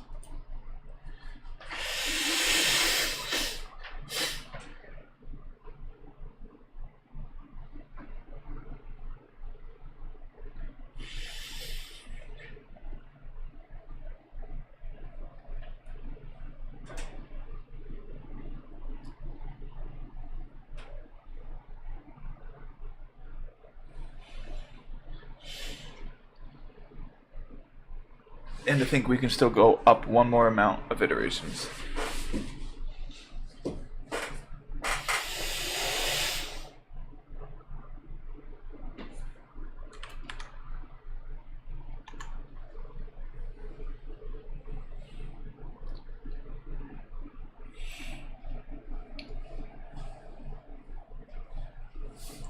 Uh, yes, I'd like to increase the maximum zoom, but I think to do that I need to switch to floating point.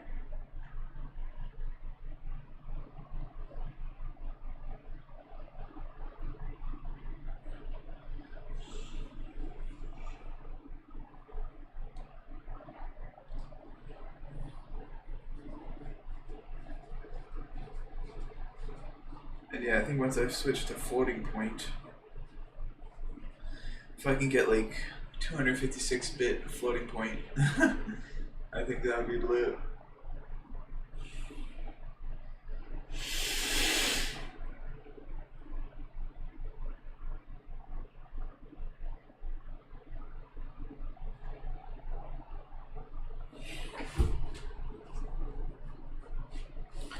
Alright, now you can see the amount of green still left, and when I zoom in, or iterate one more time, it's going to be mostly red.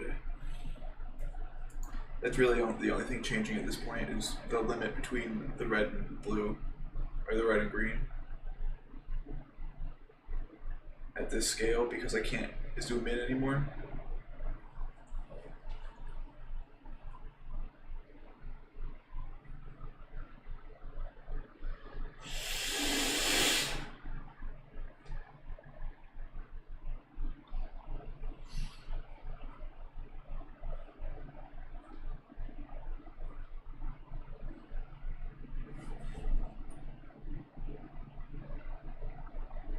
Is it done? Oh shit, it's done. Okay. So now we'll just apply and new.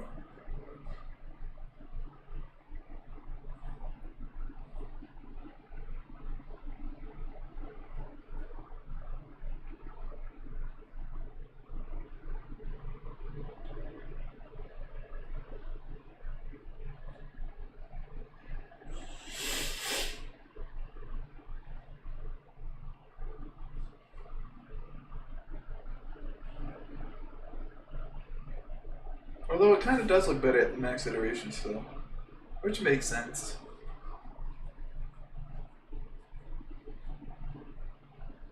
You're giving it more time to see if it blows up. But look, we're literally changing this value the least amount that we can at a time.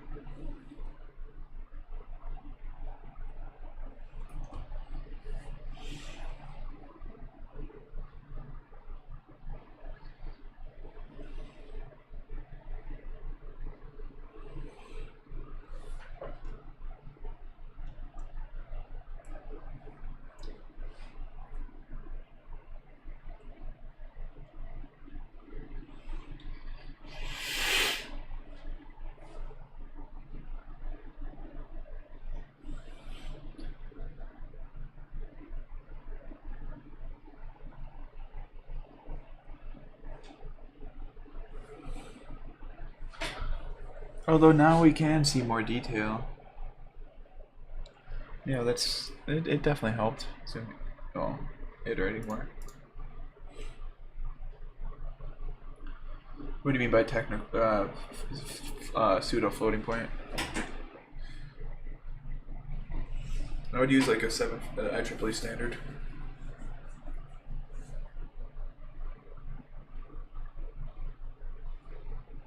I want everything to be compatible with my FPGA, so I'm gonna look up to see how the DSP slices in my FPGA handle that.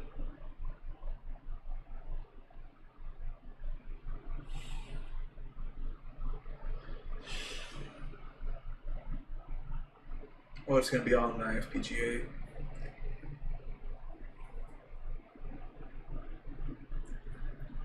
You're not gonna get anything going fast enough. Homemade, quote unquote.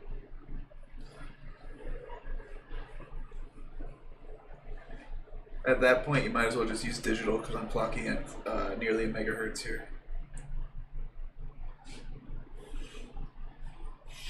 How precise does one need to be?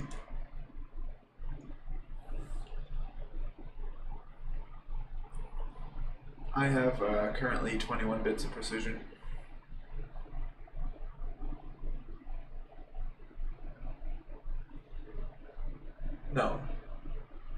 20 bits of precision.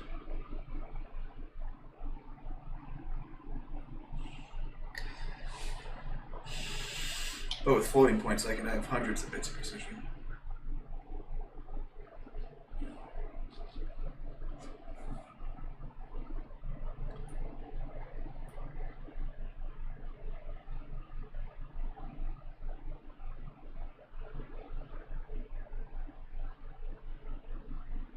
Well, not hundreds of bits, but yeah, good amount of bits.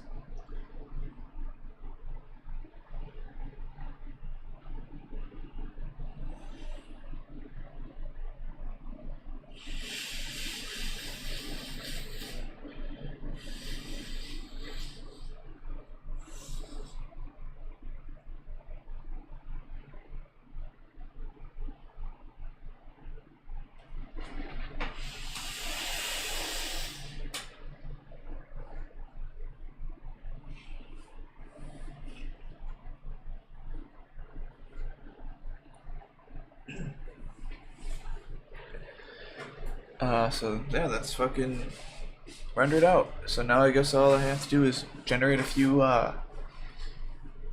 different ROMs, and then I can like upload this to GitHub, package up my code with some instructions on how to use that, upload that to GitHub, and then link it all in like a YouTube video, and then like link it all for people to use.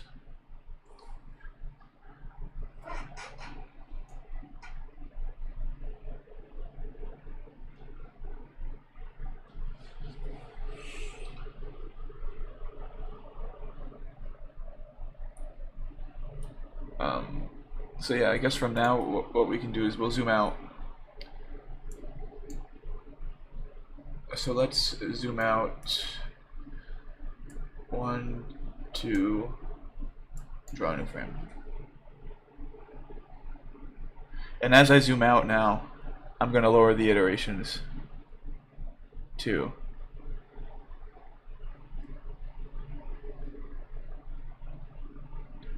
Actually, no, fuck it. I'll just leave the iterations at the max because it'll be easier and easier to go anyway. Because it'll just get smaller and smaller.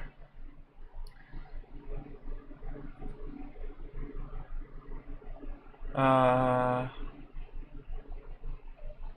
maybe that's not a good idea. We will go to... Alright, I love how I could change the iteration count like on the fly.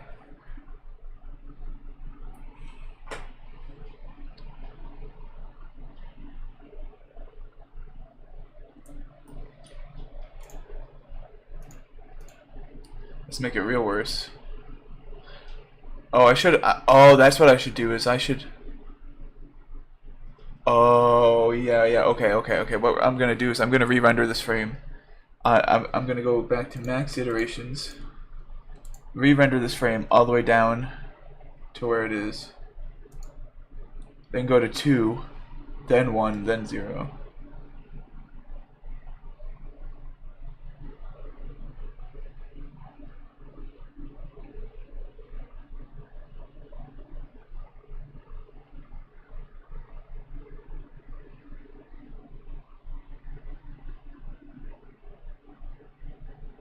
Give it a second.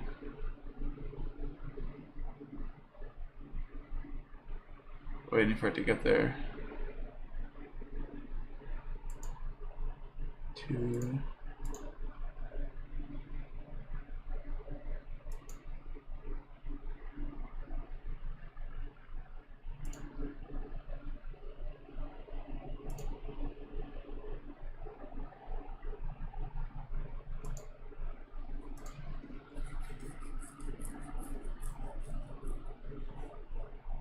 There, that's fucking neat.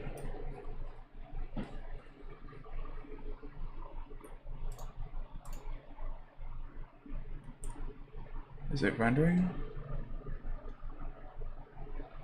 Oh yeah, it's done, okay.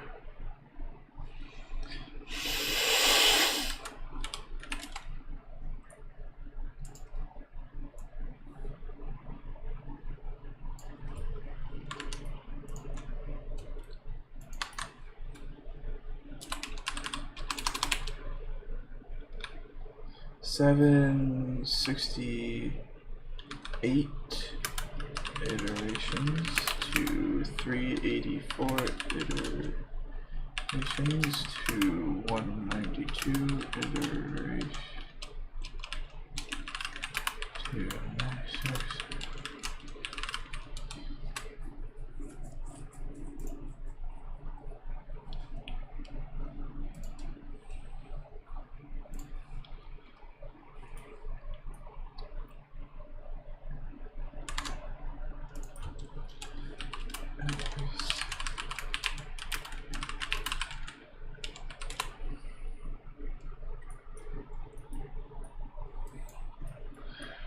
Oh, that's fucking neat. Okay, so now I'll put it back at, like, I don't know, we'll settle in at, for 1, apply.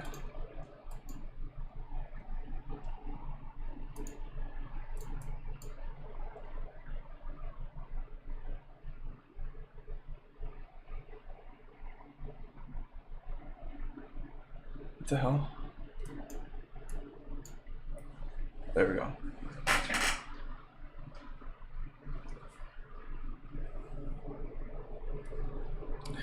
And I'm just going to zoom out so we can remember where we are actually zoomed in on, and to give a scale of how far we actually zoomed in.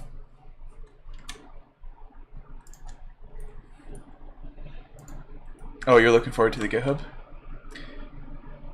Yeah, I just want to like refine some of the stuff and make it like they comment some of the code so it's clear what it's doing, so if you need to edit it, it's easily changeable.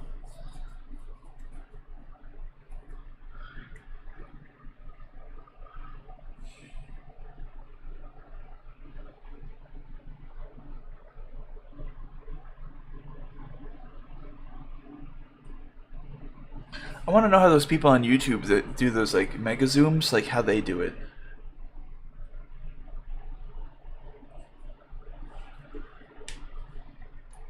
Anyway, now we're gonna zoom out twice. So I'll just click this button. 1, 2, draw a new frame.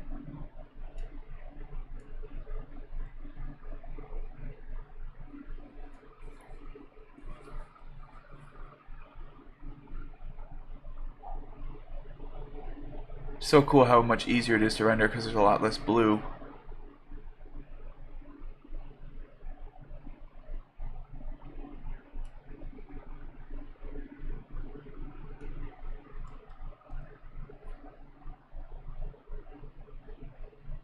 One, 2. Alright, I'm gonna go to the least amount of iterations.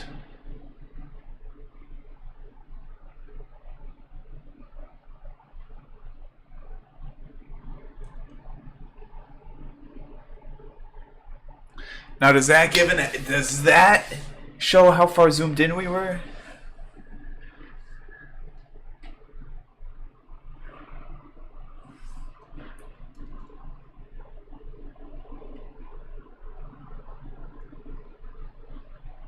Zoom out, new frame.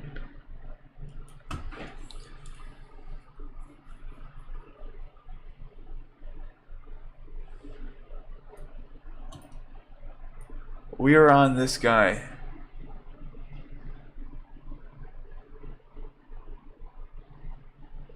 Just watch. We're not zoomed out all the way yet. This isn't the original Brat, guys. Watch, ready? Zoom out, new frame.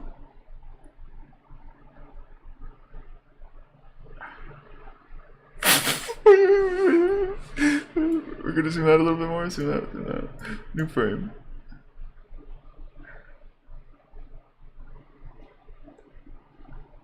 There's the original Brat. And we were zoomed in on this, and then we zoomed in on the guy behind it.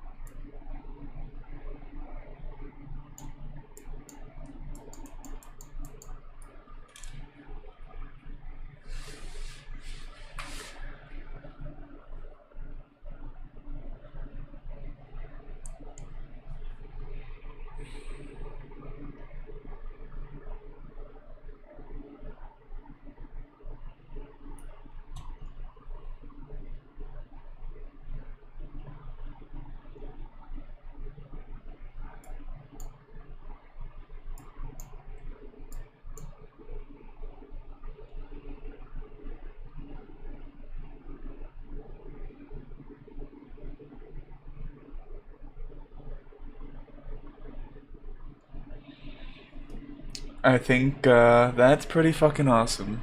I'm quite happy with that.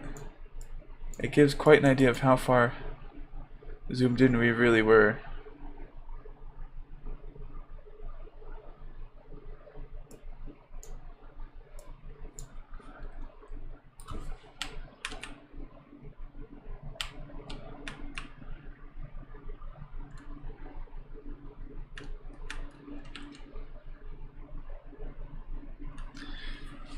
Alright guys, I think that's it for the stream.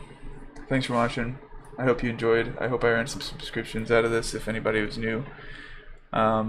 If you're still watching, wow, I'm impressed. This has been a long stream. Anyway, yeah, thanks for watching. I'll see you guys next time.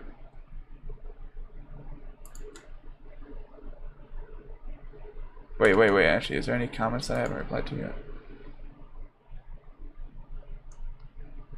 Ah, okay. Yep, well, take it easy, guys.